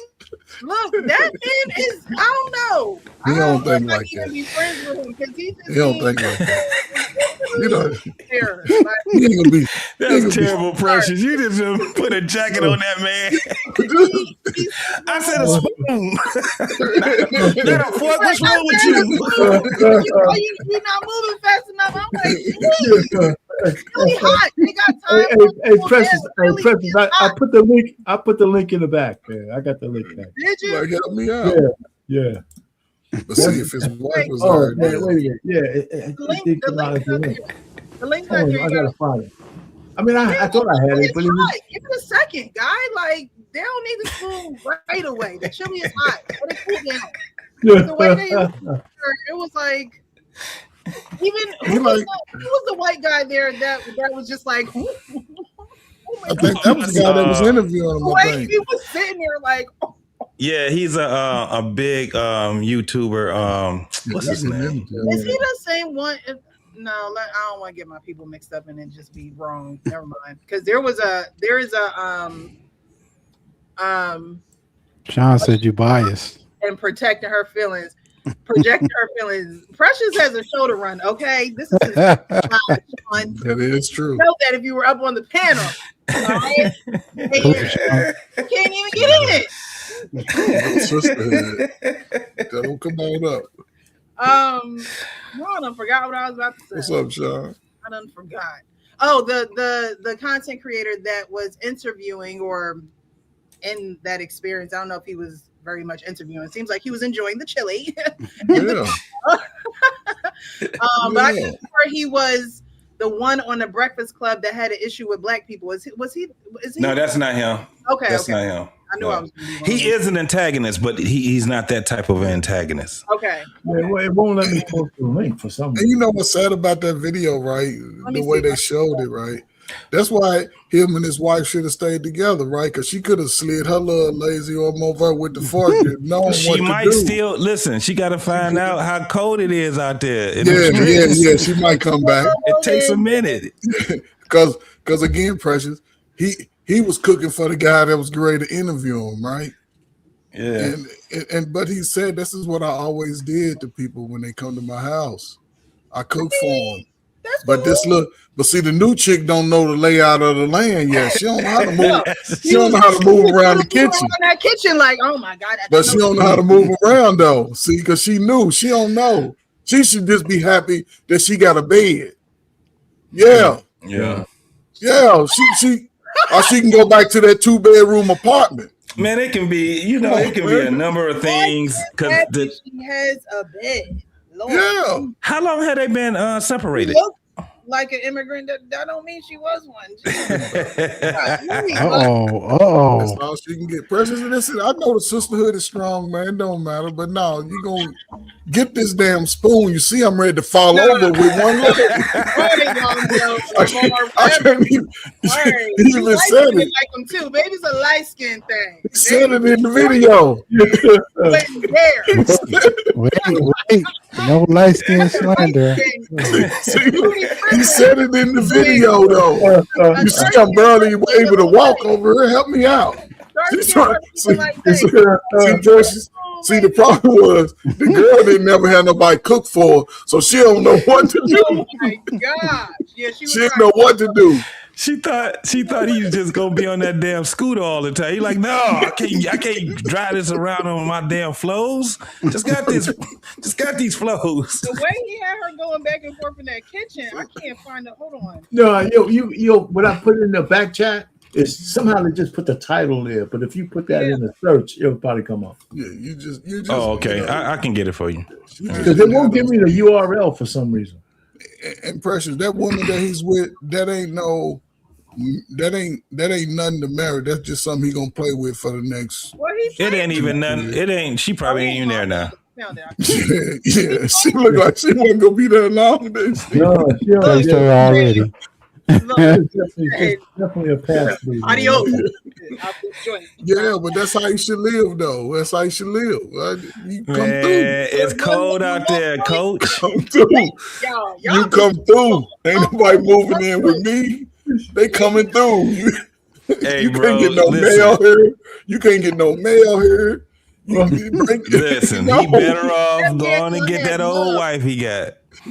They gonna put a case on it if he gonna keep. Him and Shannon Sharp are gonna be. Shannon gonna have to. Put a case on. I got a lawyer for you. You can't, man. You two, for one. You're right. That's entirely too young.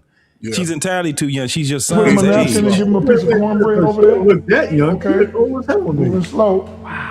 Look at him. He love it. We're slow. Amor, do what I tell you, and we. Jesus, I can't Let it play. She trying to be all in the video. Amor, you didn't put him a napkin and give him a piece of cornbread over there? Okay. Moving slow. Amor, do what I tell you, and we good. Probably never seen a piece of cornbread in her life. Oh my God. Good man. Hold on. Napkin. There you go. She takes so long to get a napkin. This is all you do. Fast. Oh, man, that's a setup right here. We got him over there. Amor, did you give him a spoon to eat over here in the corner? He just. that was a little crazy. Like, It's a setup, man. JT, you right, bro. You right, JT. Over here. Yeah. A spoon. They're gonna put a case on him. She gonna put a case on you. Yeah, leave her alone. Because look at this is little golden hair dude. He trying to be like, oh, he's so abusive. He's not abusive. He's wasting his time. I can see if he got her. And again, she looked like she needed a place to stay, right? Because he could get comparable in-house services, right? But he said, but this dude right here, he's the setup guy. Did you not hear? Oh, Neon, that's his name. Neon. Over there? Yeah. Okay. He's just trying to be in the video. Amor, do what I tell you. He talking about why. Nigga, get you a woman. And we're good. You talking about wild. Look at the wild. No, nigga, you end up in here, man. Get the man a napkin. Listen, she has to be able to follow instructions. You are not here to be my wife. Exactly. You are here to be my muse. Right, you get more cheeks. Right, you are the help. You are. I need me a CNA. I need a certified nurse's assistant. We gotta be paying He joined the Passport Bros and went somewhere and grabbed Angelina. Oh, now he went somewhere. No, she pulled up. It's not gonna work for him. Let me tell you something. Once you over 50, it don't work for you. You're gonna have to get somebody closer to your age. It's not gonna work. It's not gonna work. Well, no, I mean, if you're a peg leg, maybe not, but 50-year-old. It ain't gonna. Listen, listen. Calm down. You can't do it like that no more. You are limited, homie. So only thing you gotta do is go there back to your wife, tell her she ain't going nowhere. You pack her shit back up. get them damn movers to come and tell her, I don't care what's going on, you coming back home. No, damn that. Without you. I'm not living without you, baby. You my eyes. Use my wife. Just be single, man. It's cold out here. You better leave them girls are dangerous. Be single. Don't even know. I'm gonna be single forever. He can't be single. Yeah, that's not how that go either. He needs somebody. All he need, coach, is somebody that he can watch football and basketball games with, and a caregiver. Pretty much, get the right spoon and bowl. You say you the white school podcast? No, get the right spoon and bowl. Yeah, exactly. That's gonna be his tagline. Do what I tell you now. Do what I tell you, and you'll be all right. Man, do it like I like it. Look, that could be a reason why the wife was forced out, because she can't do it like he. No, like, he knew she couldn't do it like that, Precious. He knew. And I don't mean like just sex. I just mean like everything. Because again, your wife is your helpmate, but when your wife needs help, who becomes a helpmate? Like, you know what I mean? Like, he was doing too much in that video, man. He was doing too much. He was definitely doing too much. He had to know he was on video. Two girls' problem is she can't read his mind like his wife learned to. Okay, his wife would have known. You know what? Let me get that damn spoon. I know this man gonna curse me out if I get a fork. Let me get the spoon. But see, Precious, look, they words. Had him on the table with the There's key words. The girl. He's messing with little girls. Get away from them little simple-minded ass girls. That's crazy. Most people under 30 are simple-minded. How old is that woman that was in there? She ain't no girl. How old is she? She was in the 20s. Yeah, about late 20s. You can tell. No, yeah. Look at him. How old is this dude? 25. Amor, you didn't put him a napkin and give him a piece of cornbread. She didn't get him a napkin. She's trying to be cute. I don't know. She looks old in the face. Hold on. Yeah, just hold it down. Okay. She looks sad in the face. We good. Do what I tell you. She got a BBL. Oh my God. Okay, right there. Ooh, She look. aging like milk. She looked like she looked like. Yeah, she looked like she used drugs. Hold up. Like she ain't never seen the smoke sun. weed or something. She do something hard. Ooh. Let me see. Here you go. She takes so trying long. to be all in the video. This is all you do. Fast. You take all day to get a napkin. Lord, Oh, Jesus Christ. tolerable, okay? I see it. See, here's a picture of her on that front page, the thumbnail. And she don't look that young, man. She's definitely well Yeah, looking she like got a her. whole face. He's 60. She probably close to 40 or something. Yeah. Yeah, so I'm. But that's still too young, man. That's not. I don't know what you guys are That's talking about. she's out of her league. She's out of her league. Yes, first of all, you don't want no old ass woman when you there. You think let's put it this way: you think a black woman at 50 years old would be listening to him telling us do some shit like that? Hell no! That's what I'm saying. Come on. But he wouldn't have to. But again, he wouldn't have to talk to a black woman like that. You done lost your damn mind. When you get your damn mind, you call me. He would have got it. That's exactly what he would have got. That's exactly what he would have got. You out of She would order. have stormed out that damn door. You out of order. That's exactly. And you better hope she still has some more to say, because she coming back in that door. And let me tell you another thing. I cut your other foot off. I cut your other foot off. Yeah, shit been going off on him. Come on, man. You got three. You only got 3 more Christmases left, and you out here talking crazy to me. You down to 3. Out here limping around like a damn pirate. But she would have went off on him. No, but the sister. You want your spoon here? Yeah, go get it. Get it. No, but see, Fetch y'all it, wrong, dog. because the one thing a sister would have did, which I would appreciate it, she'd have been talking all that shit while she was getting your ass a napkin. Oh, man. She'd have got the napkin. Yeah, she would have got the napkin. She would've got the napkin. spoon. Yeah, but you right. She would have had it together already. think She'd have y'all been right. like, I think y'all right. She has, and especially if she was in her 40s or something like that, her hospitality would have been a lot better. So it would have been more. He wouldn't have been doing nothing. Move out the way, boy. Right, I'm cooking, I'm doing everything. I'm tired of hearing that damn peg leg keep hitting the damn. She be in the refrigerator and shit. She looked like she used to be on the beach in her little teeny weeny little bikini, you know, with her breasts and her booty out. Yeah. She used to going back and forth in nobody's kitchen looking for spoons. He was working her. That's why she She ain't shouldn't be never that worked that person. hard. She ain't never worked that hard. First of all, she's used to little bitty apartments. His whole kitchen is bigger than her apartment. It's too much room to room around. No, she looked like she's a career. She shouldn't be living there. Listen, Like she's a nah, career listen, man. a sister, but a real sister Yeah. would have been cooking the food for that. They'd have set it up because they like to show off in those moments. He'd have been sitting over there with his foot, with his dub kicked up on the mantelpiece talking. Most grown women would have cooked that chili for that little dude to be. He was walking around like, what? Am I in the interview? It's very much appreciated. But They interviewing. I can't be in the picture. She probably couldn't boil water. That's why she's there for a good time. That ain't his woman. I'm telling you, like she's not the one that you just be like, you're moving too slow. Like, no. Yeah. I'm trying. This money ain't even worth it. Right, this money ain't even worth it. I just go back and get that rookie I was messing around with. Just want to be on the beach chilling. Right, I'll be somebody's side piece. Forget it.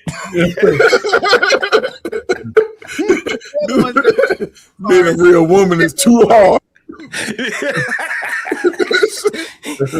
Got too many demands. I can't do this. Yeah. You telling me get napkins? They arguing in their sleep about getting napkins. And Right. shit. She was up under her brother like, I know why his wife left him now. I understand now. She gonna call the wife up and be like, I feel for you, sister. Like, good move. If you need someone to speak on your behalf, you call me. Here, take my number. He is a person. He's a lot. I mean, y'all gotta admit that man. No, he's not. I wish there was more black daddies like him. I wish there was more like him. Yeah, because you still have. I wish there was more like him. Being a husband, yes, he is someone who is able to inspire his boys and work his boys and He's a instill good that- husband too. that okay, well, And this is why I say, right, because it's in sickness and in health, right? We goddamn both sick around here, goddamn, and I'm gonna be. Me and my wife had these type of conversations, like her ass go down, damn. Well, I'm not just gonna be like, oh, I'm out in the YouTube streets running around. Man, I'm gonna have to dedicate getting her to move with me. I need her to move with me.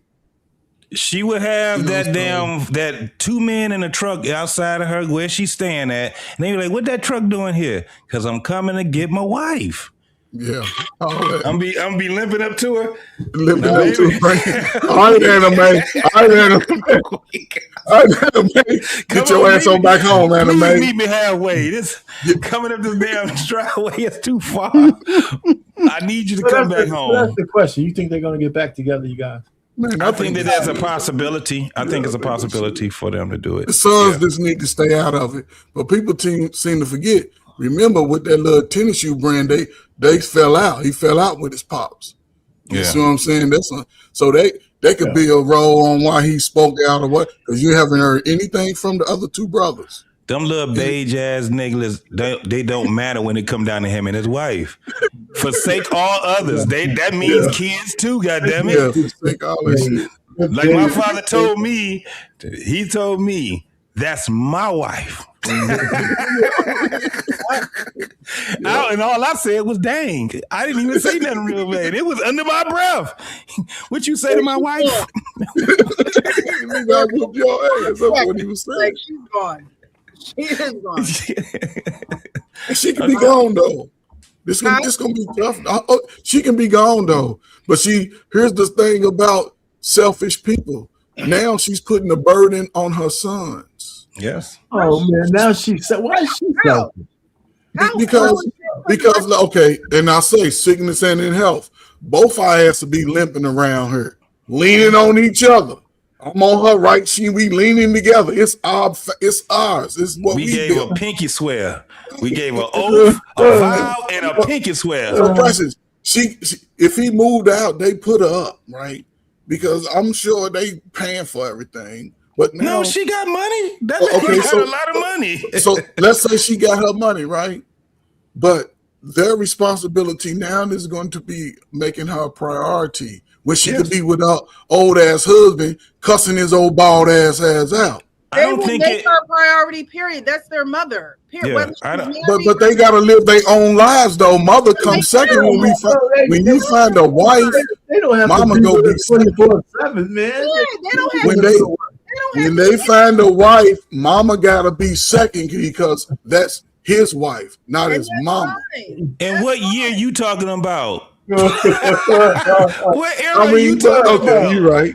Everybody just out here munching and hunching. They munching first instead of hunching. See, you don't have to ever categorize your mama or categorize your wife. It's already there.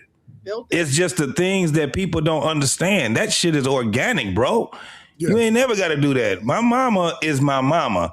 Yes. Would you say your mama? Would you say me? Don't you ever ask me a question like that again. Now, since you asked that question, my mama.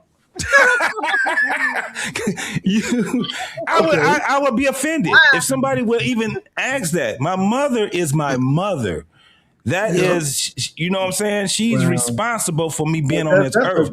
So the thing I have to deal with is a double-edged sword there. It's not a double-edged sword. No, it's not a double-edged sword. I think I would have a different listen, if I was married and I had to come up with that, I'm choosing my wife. See? So this is the thing. Choosing her for what though? What circumstance? You set the scenario, right? No. What circumstance are you saying you choosing? I thought you was talking about your wife and your mom. So this is not it's not a mother or a wife. I said I got both. My mother is my mother and my wife is my wife. Yeah, okay. This ain't got nothing to do about who's gonna be sitting in the front fucking seat. That's not how this goes. I didn't say that, but I'm saying, didn't you just say that you're gonna say I'm gonna choose my mother from who? No. I said if I was asked that question. Well, who asked you the question? My wife. Oh, I said okay, so that's what I'm saying. I would choose my wife. Yeah. No, I wouldn't. If she asked me that fucking question, no, I won't. Think about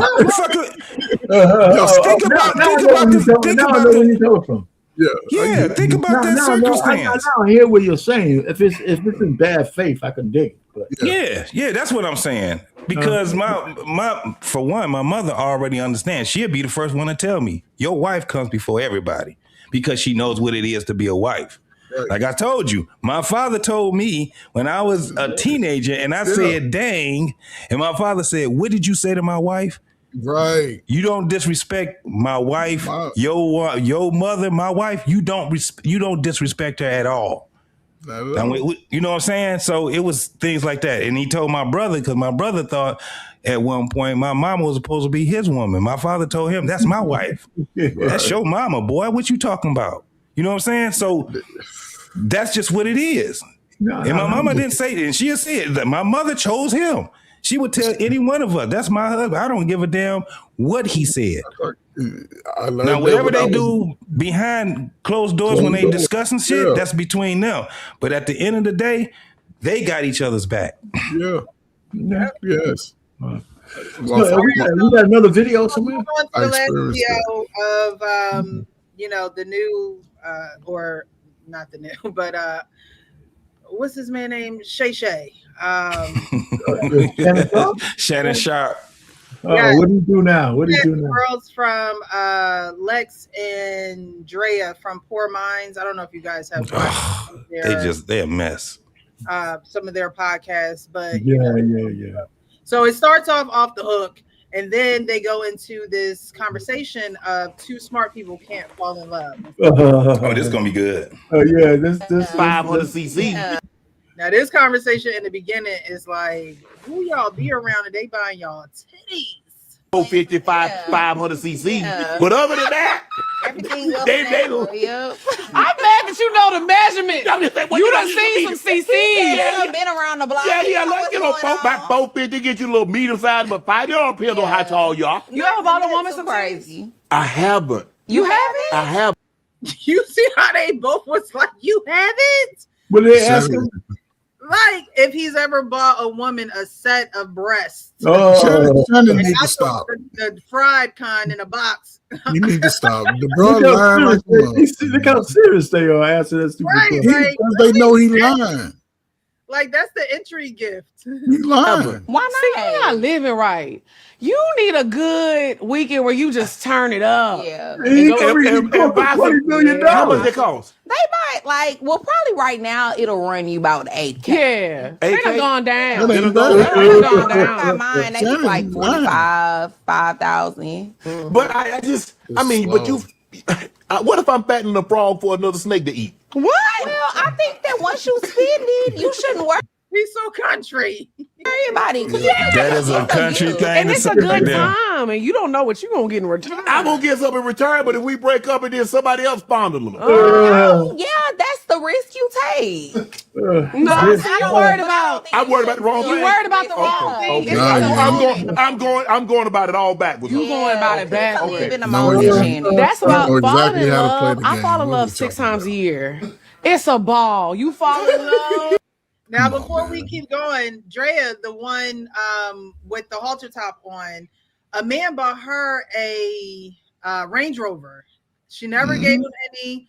He bought her a Range Rover, paid for it outright, and they had this conversation. Maybe we'll go over that next week. But they had a conversation of, well, he bought it for me, and even if I didn't do anything or didn't like him like that, I'm still gonna receive the gift. So I'm just trying to give you the perspective of the girls that are sitting on this couch right now. Right. And you be like, this is my husband, this is my woman, and y'all just live in bliss for 48 hours. But you do realize 2 smart people can't fall in love. I agree. One of them have to be an idiot. You got to be an idiot to fall in love. That's me. I agree. I'm ready. But what's your logic behind saying that? What? So before he goes with his logic, do you guys agree with that? Like, one of you have to be stupid to fall in love? Like, is that? I can't get past the 2 gremlins on the couch over there. I'm trying to catch up, man. I'm listening to the disgust is all through me looking at those women, man. I'm just trying to catch up. I don't. First of all, of course, 2 smart people can get together. They're talking about if 2 smart people can't do it, if one person has to play the trick. Wait, right? If you're a trick, So I just think they're talking about tricking. I don't ever believe a woman talk about. The guy might have bought her a car. That means he must be real. But when they say I got all this stuff from a man, but I never had to do anything, I never believe that. I never believe that. For that, well, I don't believe it. You don't believe that they don't have to do anything? Yeah, I don't believe it unless the guy was tricking so hard and he just had money to throw away, right? Yeah, no man gives people gifts like that, not expecting anything in return. Well, so he's not tricking. If he didn't get sex, if he didn't get it wasn't even. I don't know. You're right. It's a gift. However, no man gives a woman a gift. It's like very that. I can't. It doesn't sound very outlandish gift, but I mean, yeah, but it doesn't sound believable. I'm with Payne on that one. It just don't sound believable. I'm looking at the two women over there, man. A Range Rover? What's that? How much is a Range Rover? Like $65,000? How much sex they have? It depends on. It depends on the stock. It depends on the type of Range Rover because them things go all the way up to what, 200?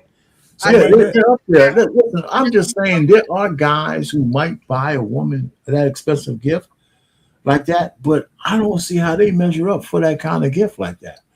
Number one, I'm looking at them. They don't. There's nothing about those 2 women that would make, unless the guy's a real idiot. So, but they're saying you can't. One of you can't be smart.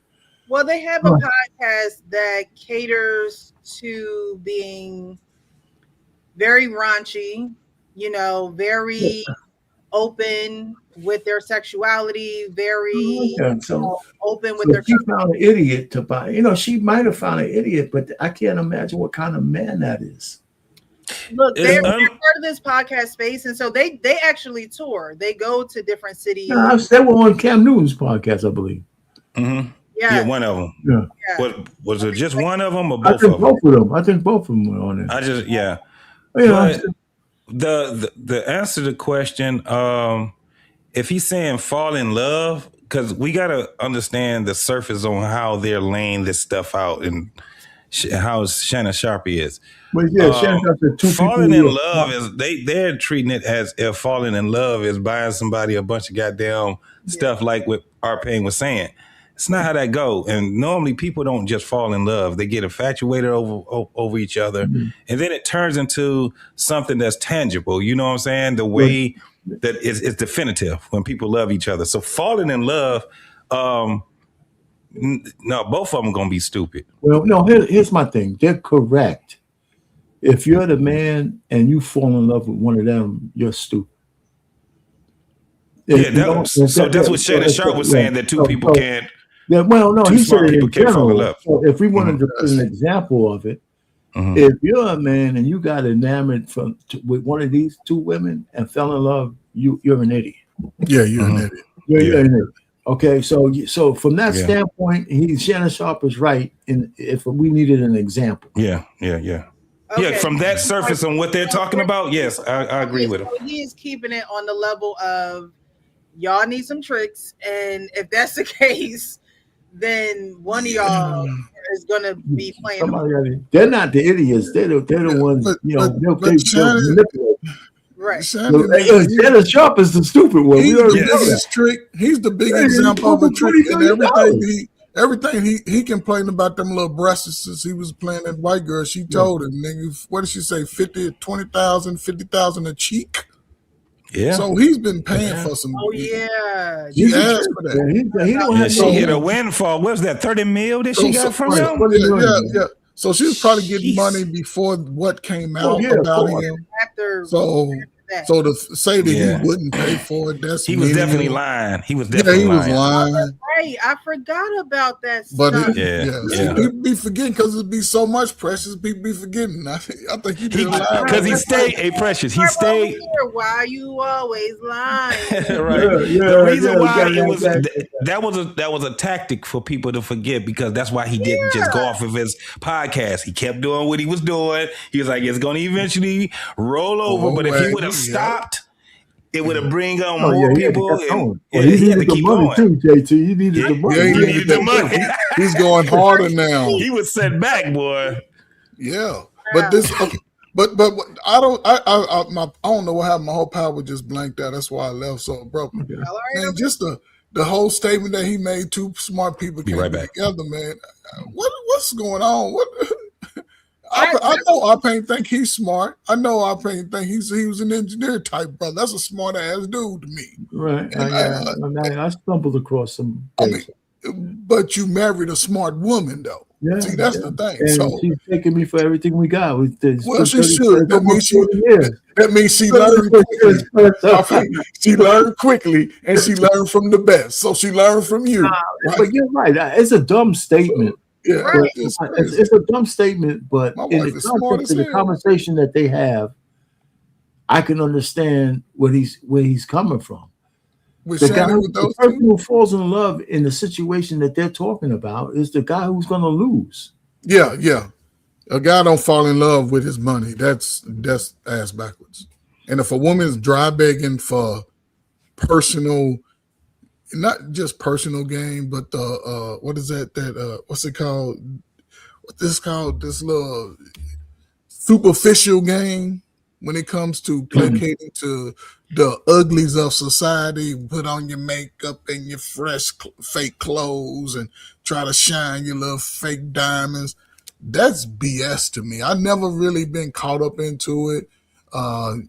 Having money wasn't my problem young. I just wasted a lot of it, But it's just if that's what a woman's putting in front of me to say in order to be with me, I would gladly walk away from those type.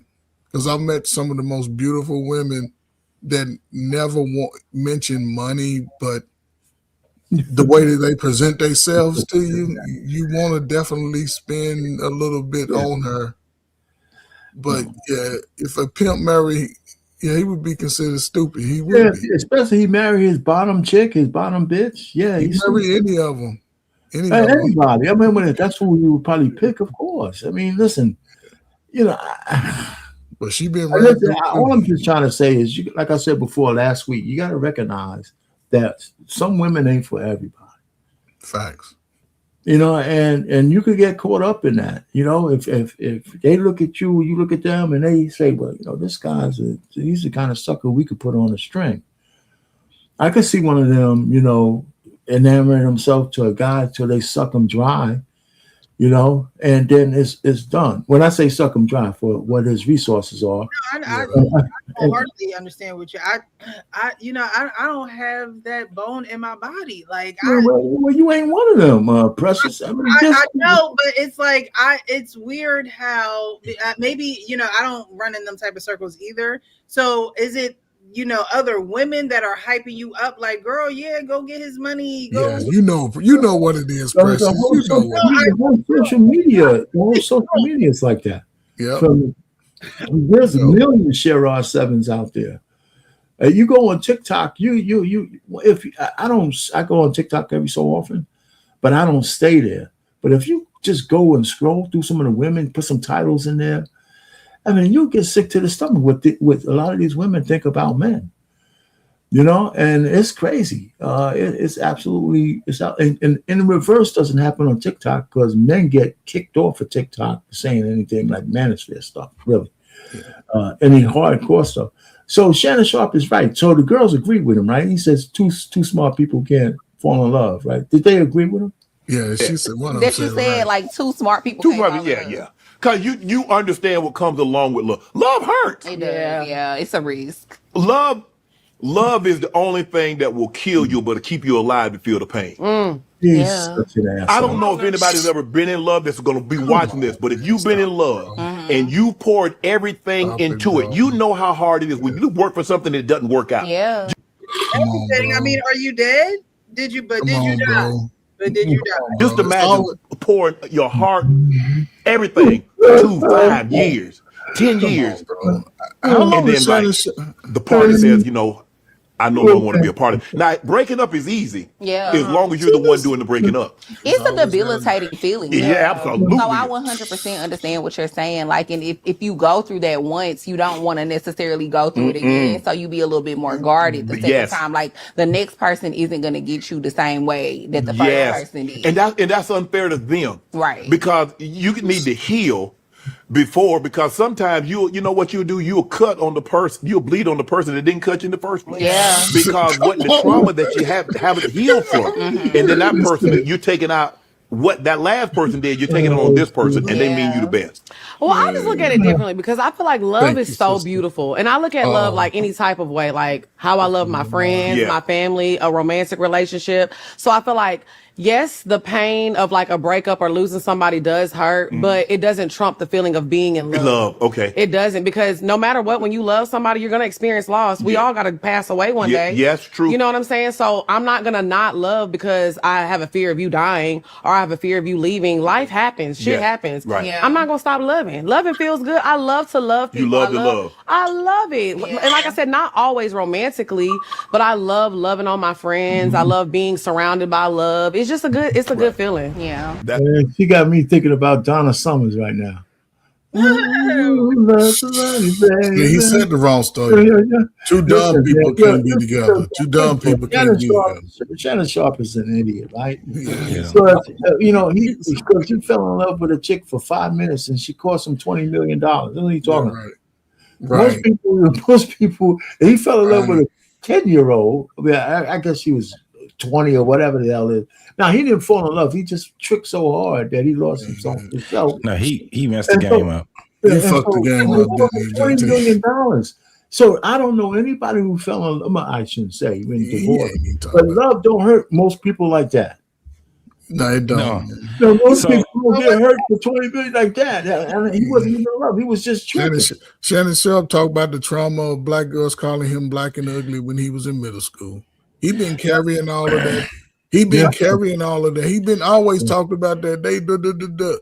But again, he had a stutter. He had the stutter. He had the whole. Has he ever truly been in love? Right? I don't think he felt love for himself. What I heard when I heard him speak. Because again, the reason why I say this, right? Because he presented himself as a macho guy in a sense, right? But then you let the weakest, not that it was a woman, but you let a little bitty young white girl almost ruin your life. You know what I'm saying? So if she's a black girl, but what I'm saying is, what if you truly don't love yourself because you've always been in a professional setting most of your life, right? And the fact that you're still playing games where young people can use you, and you tricking. We talk about tricking. Listen, these guys watch YouTube podcasts. Right. They talking about simping every up and down the East Coast, West Coast, South Coast, right? And the fact that you're doing exactly what everybody it just doesn't make sense. It's very contradictory when you have, for one, it irritates me. It irritates me when him and what's the quarterback name? Cam Newton. Cam Newton. Right? So they're trying to have these serious conversations with women that doesn't even fall in that capacity, right? So he out here trying to talk about when you really fall in love with somebody, right after they're just talking about men that they never gave sex to, buying them expensive cars and paying for Legos for their titties and stuff, right? Stuff like that. So it irritates me because I'm like, I see what y'all trying to do. I see what they're trying to do. They get these folks so they can get the views and they can hit that meal or whatever it is that they're trying to do, but they're using their platform to actually have dumb conversations, because the conversations can never go anywhere because of the people that they're having the conversations with. And it's weird that I see these guys doing this. And these are supposed to be guys that at one point people actually looked at them, right? They were up here. And I said, dang, one of the things I looked at, podcasts are starting to expose people to who they really are, right? The people that you actually, you guys ever heard of that? It's not good to meet your hero type of thing. Yeah, you meet somebody, you see them from afar. That's why they call them stars. You know what I'm saying? But once they start coming down here and they start being in the mix with the rest of the people, we start to see who they are, and now the respect is just not there. It's like the weaknesses are exposed. They will disappoint you. I mean, I like to say, Shannon Sharp, he's a strange bird. Because half the stuff we say, based on what we know about him, you really can't take him seriously at all. You really can't, especially when it comes to relationships. I mean, how do you get over? And this one chick that took the 20 million is not the end of it. Fact. Yeah. He's got other things, So I'm sitting down here, and like I said, you could applaud his success on social media. And these two women are a good interview based on the kind of people who want to hear this kind of stuff. Mm-hmm. But it's so hard. It's so hard when the only people we hear talking about relationship people, it's like people who are not in relationships or just don't take them seriously. Yeah. Mm-hmm. And they get more airtime than everybody else. Facts. And these, like I said, these two women and Shannon Sharp, I'm not just talking about them. Mm-hmm. He's not the guy that I would take relationship advice from, ever. No. I wouldn't even want my son. I'm just saying. And then when I see the two ratchet tangs, I'm just saying.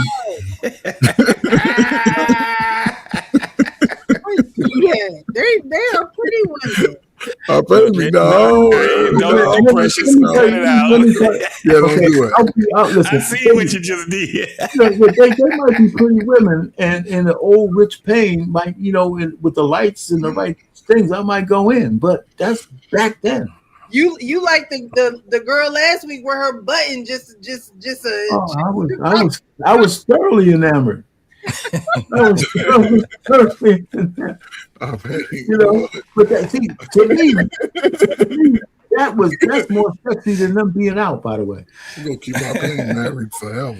I've been married for a long time. You're gonna stay married to the end, nigga. So they do not need our pain out here in these streets. You know, man. Listen, Look, Ray, you're gonna be hard on.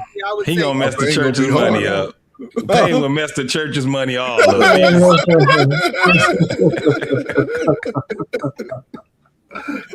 You know, dude. He'll mess it up. Payne, look, he'll find out. He be like, sister it's only $40. Baby, like it's only $40. Why was they saying it was so expensive? It's only $40. Why is they buying all this stuff for them? I got it for $40. Man, listen, first of all, I don't understand. I just don't understand a guy who could buy, $100,000 something for any woman. Yeah, that's true. You know, without any kind of reciprocation. And even with that, that's triggering. But I know that there's guys out there who do that kind of stuff. Yeah. Yeah. You know, there are guys out there who do that kind of stuff. And I think they're idiots. But they got money to burn. Yeah. Those guys that are making millions. Got money to burn. You would see a lot of them. You would see a lot of them. But this is the thing: the reason why you don't hear about the guys that actually ignore those type of women is because they're silent with it. They're not, you know what I'm saying? It's a different type of, they just ignore those type of women. You know what I'm saying? However, you'd be amazed at the men, and that's why I said it's not believable that the dude bought her a car. He didn't get nothing from it. It's not believable. However, there's a possibility because you got some guys that are just, they'll just pay for your time. Yeah, they'll pay for it too. And that's even sadder. Yeah, man. But that's that ball game you play in when you that's the trick of the game though. For real, it's been happening for hundreds of thousands. Yeah, there's no doubt about it. Thousands of years, So normally it came from you can understand older guys. But don't be a 25, 22-year-old millionaire and you doing that. Well, I'm talking about the guys that's in that, in that range. That age group. In that age group. Let me tell you, they're getting something for that. I can understand a Shannon Sharp. I can understand a Shannon Sharp. I can't understand like a LeVar, or not LeVar, but what's his name? Lamar or LaMelo. Yeah, any of them. I wouldn't be able to understand those guys. They're getting something in return for that, though. They're getting something in return. Yeah, I don't know the young guy that bought her this car. I feel like this might have been. There had to be some old dude. But think that it would be an older guy. Yeah, not no young dudes. Listen, all they have to do is just be somebody that's worth something. They ain't got to show no money, but they're doing it. They're flashing money. You like, dude, they know who you are. Right. They know just who on you that are. right there. Right. You know what I'm saying? It's like, why buy some ribs. What you want? Some ribs? You want some ribs? You want some ribs? Loaded mac and cheese. You want the wings with the extra mild sauce on it? You put me in your phone as food. That's I'm cool with it. That's all it is. It was a video that I reposted. A guy was like, "Hey fellas, you want to know how easy it is to make your girl happy?" And he was like, "Hey babe, you want to make some s'mores? You want me to go get some marshmallows?" And she was like, "Yeah!" Oh my gosh! See? That is the best. You know what I mean? Yeah, man. Down women, they don't need $100,000 car. Just some good quality time. Like, you know what I mean? Yeah. Let's get some wings. Let's get something. You know, it don't have to be this grandiose, type of situation to say for what? For you to say that a man bought you because she traded it in and got another one, and now supposedly she's on her third one. You know what I mean? So you're gonna need a car. Like, why speak on it if they're really it really does make it look like tricking when you speak about it the way that you speak about it. Yeah. Again, I couldn't do it. And just nobody got to know who got you that car. You just cars and a new car. But cars and houses that's crazy. This is my thing though, Precious. all I'm thinking about, I ain't even thinking about the damn car. I'm thinking about, what if this girl get into a damn accident? She's liable. I mean, she needed. Do she got insurance? She's If she couldn't afford to get the car, she may not be able to afford to get the insurance on that damn car. I think it wouldn't count for her unless the car was in her name, but that's for sure. Yeah, I mean, they do this, and this is why you have so many guys that's having money problems afterwards, right? They done bought cars and walked away from them. Right. They done, you know what I'm saying? They do stuff and not even understanding, you know. No, you're right, JT, but the guys who money will run out like that, they ain't giving a woman a car if they ain't getting nothing in return. A guy who could give a woman a car and don't ask for nothing in return got money to burn. Yeah, until they don't. These be basketball players and rappers, and that shit don't last long. Once your damn rap career is over with in 2 weeks, the money ain't the same. Most of those guys ain't giving women money without asking for something in return. I mean, that's a big deal. The man who's just giving shit to a woman and not expecting something in return is the basketball players are getting theirs, man. They're spending money. You don't think they? Man, I don't know. These girls are out here. They're passing the same girls around each other in the circle. How many basketball players we know gave a baby to a guy when another basketball player gave her a baby first, or a football player? They're passing them around. Maybe be a millionaire. Yeah, you know, I mean, the women are making a life. Like Drea Michelle, for example, spaced her whole career on having a baby by guys 20 years apart. So when her child support ran out on one, she got another baby coming, and the child support is on another one. Crazy. And she did it a couple of times, man. Yeah. And so now she's got this young boy that she treats like a baby. He's going to be paying her money all the way till she's 60-something years old. Yeah. Right. Most guys ain't moving like that. Most guys ain't in that situation. I think Bernice Burgos is doing the same thing. There's very few, though. Yeah. There's enough of them. The guys, the entertainers and the rappers and all of them, they're passing the same women around, and them women are cashing checks. And then we seen how that happens, though. When they get older, the money ain't the same. And now they are here filing for damn motions I'm not disagreeing to get with that. A modification in child support. Yeah, I'm not disagreeing with that, but I'm just saying those guys went for the goodies, though. It's not like they didn't just give it to these women. Yeah, but man, listen. I see a big difference. I see a big difference. Yeah, but this is why I said that you would think it would be older guys because they're probably a little more stable when it comes down to it. They know what they're doing. But when you have these young cats, especially if they just got into some money like that, you know what I'm saying? Think about this. When they was in to these women without getting something in return. That's the point. That's why they getting some box and a baby out of that's it. it. That's a son that they gotta pay for. That's the point I'm making. She said she got this out of the guy and she didn't have to do anything. And she probably gave him some coochie. I mean, she could give up some coochie like that ain't nothing. She could be lying, but she said she didn't even have to do that. But yeah, of course they. So that's why I said it's not believable that part, but still, coochie ain't. It's like the market has plummeted. That shit plummeted. Shit value. The value is zero. You're right. Yeah, but we keep saying that. $40. We keep saying that.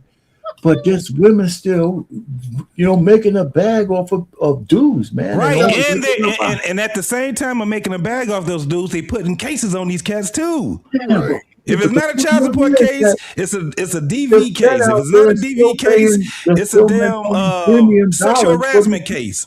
They're still paying premium dollars for that because the chicks that doing it for 40 in the front and 20 in the back are not the same chicks we're talking about. They're absolutely the same chicks. They're the same chicks. They're the same chicks. Let me tell you why I say that. Let me tell you why I say that. Chris Brown ain't got to pay a chick to do shit. In fact, they're paying him. And I'm not just saying Chris Brown, the person. There's a lot of Chris Browns that's in there. They may not be making the millions and millions of dollars of him, but women like how they look. They like how they're structured. And they deal with these guys and they got money. They probably just ain't got the Chris Brown's money, but these dudes is not paying these girls shit. Nope. They're not paying them.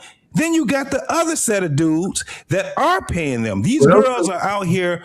They're being. If you got a target, a dunce target on your back, they know who to play like that. But there's other guys that ain't paying that shit. Well, that's why I'm saying that. Oh, go ahead. No, I'm with you on the guys who ain't paying that stuff. They're not going to be the guys who give away gifts for nothing. And normally those guys that's doing that will be not the basketball players, but the basketball player coaches, the referees. These are the people that the commentators. What's that one dude, Skip? Wasn't Skip doing that shit, Pan? And he was a trick. You got it. So we understand why those dudes do it, because they're older and they know them. That's what it is. But when you got cats that's out here that's in the game, they ain't even got to be a star player. All they got to do is be on the team. Yep. Yeah, red shirt. No, I'm not arguing that. That's not my argument. I don't disagree with you. I'm just saying there's guys who could get it for free. And there's guys who and there's tricks who are making sure if they pay anything, they want something in return. But yeah, those are tricks, right? Because these guys are coming. A lot of guys are tricking, man. But not a lot of guys are tricking. Most guys are tricking, man. I believe we all have quality chicks. I believe we all. Oh, and they're not quality, but for the best looking. I don't think most guys are tricking, right? I think most guys are paying very minimum because they already. They're paying anything as a trick. They're paying anything as a trick. I mean, but we've all done that in our paying. Hell, we've been doing that. I didn't say I didn't. No, what I'm saying is, okay. So since we know that'll be eventually part of the play, I just sort of dismissed that, right? But guys that put themselves in positions where they got to pay all this hundreds of thousands, these guys are talking around each other, man. I got something for you. They're supposed to be passing around. Adrian Broner and Dean the Great. Let me tell you, Adrian Broner and Dean the Great, they ain't paying nothing. They be having a house full of goddamn girls in there, and they ain't paying neither one. He ain't going out bad now. He ain't going out bad now. If you following him. Well, he just got a little bit of money that he's going to. That's not what I'm talking about. I ain't talking about that. He got a lot of money now. But what I'm saying is this: he's not even. They're not even streaming doing that. He's getting ready. He's trying to get ready to box again. So they're in the camp. They're in the camp. But if you just follow them, they're in the camp. All the boxers, Zab Judah. They're in there with what's the little short Tank. All the greats. They came and surrounded these guys. Got them in the camp. I think it's for 2 months or something like that. Because they both. So, but what I'm saying is this: when he started streaming, you can see it. They be having 20 and 30 girls in there. They ain't paying them nothing. There's other dudes that's there with them. Now, this is another thing. Now, watch this. A lot of these dudes definitely ain't paying these women because guess what? They got a girl that goes and get the other girls because they just want to be around them. We just want to be around this shit. And they screwing these dudes all night, every night, and these dudes ain't paying these women not a damn dime. Adrian Broner was what, 43, 44, something like that? But Dean is young. And all those dudes that Dean hang with are young. On top of that, who else they got over there? Chris Brown. Now, I don't like Brandy Little Brother. He's a weirdo. He's just bad news. But they had Ray J, but they had Ray J. Man, though. They can't mess with Ray J for real. They got all of these. They got all of these so-called. They got all of these stars that they're hanging around, right? It's just clout. They ain't paying these young girls nothing but the clout is their payment. Right. Yeah. So anyway, all right. So we're it's not. I'm not saying what you're saying is not true. I'm just saying that it's just, I hear you. It's a lot of ways they do it. Things are true. So don't impregnate. Listen, fellas, and this is an easy play. I'm paying you right? Because of what y'all saying is both true in a sense, right? Guys that know who the pass arounds are paying, they're not caring about the red flags because they chasing the booty. And they having babies. That's the worst thing I would think. That's the worst thing in the world. A young man with money could do with any woman is have a baby out of wedlock. That would take all their little money. Anthony Edwards is going to be one of the next ones. Yeah, he's going to be one of them in court when he retired, talking about, man, can we lower these payments? Filing for a modification. Yeah, getting a modification. And see, that's the problem. You know what I'm saying? That's the problem. So we'll see what the future holds with guys. But I do believe most, even people, especially since they've been getting NIL money, most young men are moving a little bit more responsible. Okay. They're not slanging it like you and me and JT in our time was slanging it. I didn't have no money to sling it, man. I'm just saying, man. Well, that's a big delineation, but you can see the delineation now. They change because you got two sets in the same. You got two sets of people. Yeah. That's in the same direction. You got the ones that's really, really doing it, and then you got the ones that ain't doing it. So you can really see a big difference in it now. Yep. You know what I'm saying? So, yeah. Well, there you go. So, okay, what's going on, Precious? We're done with the videos. Look, we here for a short time. That's right. It's always good to be up here. So it's always a pleasure hanging with you guys, learning new things. Sometimes being surprised. Sometimes, not agreeing. But at the end of the day, we all still love each other, and we're gonna come back next Wednesday. So, well, I can honestly say it's a pleasure talking to you, though. It's really a pleasure, man. Yeah, it's always nice to be up, man. So, wait, we doing final thoughts, so you're gonna give us the final? Yeah, no, it's final thoughts. You guys do final thoughts, and then we'll get out of here. We'll start with JT, go to Coach Ferg, and then Arpan. You can end it off. Okay. Yeah, my final thought is that it's a great conversation. We basically, it's good that you have the reason why I say that, it's a pleasure talking to you because you bring something for us to think about, to ponder on. And every time I come up here, I've had different thoughts from the last time that I had a thought on something. So that's why I say it's a definitely pleasure talking to you. And my brothers, it's always good talking to y'all, man. Yep. Most definitely. I end it with that. I appreciate you, JC. Thanks so much. You don't have to be up here, but you choose to. So I appreciate that. I'm sure the viewers do as well. Coach Ferg? No, I mean, as always, JT said, man, it's a interesting Wednesday when I come up here. I look forward to the times. I'm checking I'm like, man, where's the link at?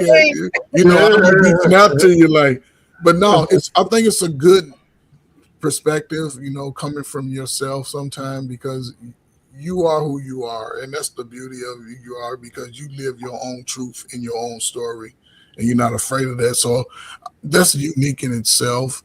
But listen, Precious, man, listen. I don't want to be on these podcasts with you for the next 5 years. Now you better weed through that. Our pain will help you find. JT will definitely help you find that one that can get you off the streets. Well, look, when I disappear, you'll know. Yeah.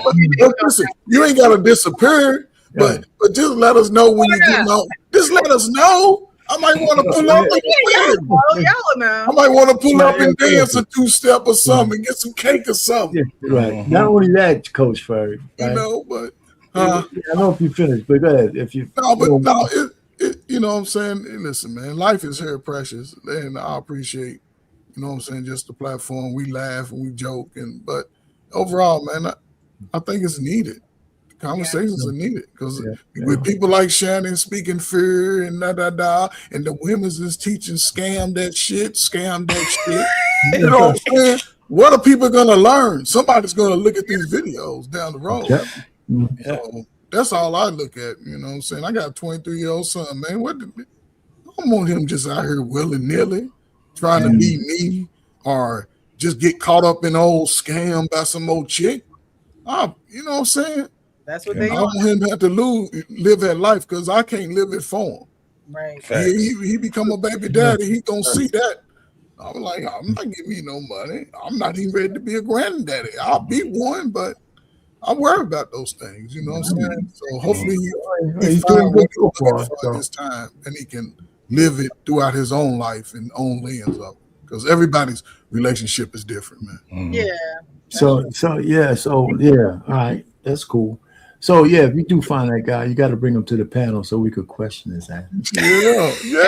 Bring him to the panel so we could put him under whatever the real spotlight. You know, see what he's all about. You know what I'm saying? And she said, "No way, I'm keeping I it." have two fathers, actually. You bring him over here. We the uncles. We the uncles, damn it. We the uncles, damn it. We ain't the father. We ain't fixing that nigga no dinner. I want to put you. Say what the nigga say his name is, Reggie. What you gonna do with my niece? Right. We the uncles on that. Anyway, so listen. I mean, again, like usual, it's good thought-provoking stuff. Listen, so Monday I do have a show on Black Man Unfiltered. This one is Black on Black crime and why Black people refuse to look in the mirror. Okay, Monday. What time? Yeah, at 7:00. 7 o'clock. And I'm going to prohibit anybody from trying to change the thing, but white people do. But white people this. But white people. I want to know why we are so silent when we have massacres going on everywhere.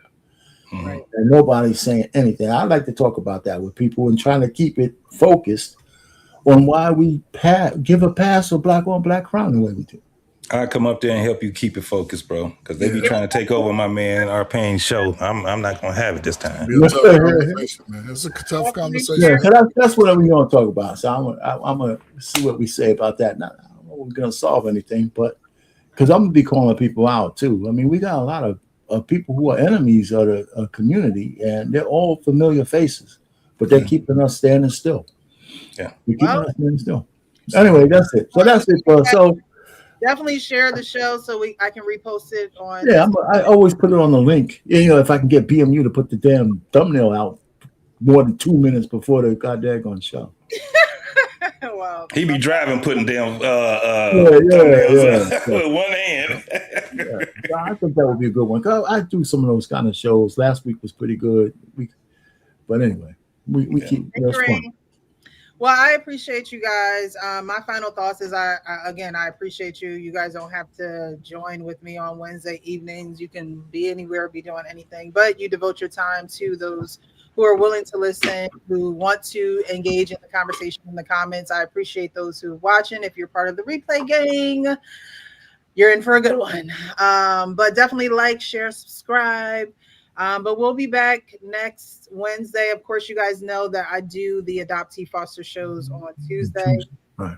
I actually just came back from Louisiana from seeing my biological father, and we had so much fun. I don't know. I might have to get me a country boy. I might have to get me a boy. Guy with his hands. Okay. Remember I said that before, Arpane. Yeah. Guys up north, man. They for it. I'm not going. You know, I'm not going to hate on that. But the guys from the South, it's just like you can find you a city country boy. It was like, oh, he's a carpenter and he's a welder and he's a you don't hear he's an IT and he's like these men are man. You find you a city country boy. You can be a little city.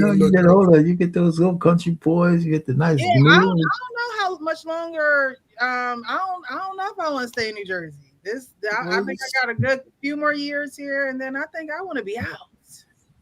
Well, you need to be scoping the landscape and find a city country boy. He got a little city, a little country. You want to have a mixture. He's gonna be a lucky man. Yeah, but it's unfortunate. It's unfortunate that if you're not in the right circles, that there's not just for women, but especially for like the women of today. Some of them are actually looking for a real connection. Mm-hmm. And it's not a problem that there's a certain standard you want your guy to have, or else you already know it's not going to kind of work for you. Yeah. And so those guys exist, but a lot of those guys are hidden. They're in the house. They're not out, right? Yeah. Or they're married or all that, but they're not really just out. I don't know where you find them, but they're out there. There's guys out there. I mean, it's just guys out there. It's just like happens.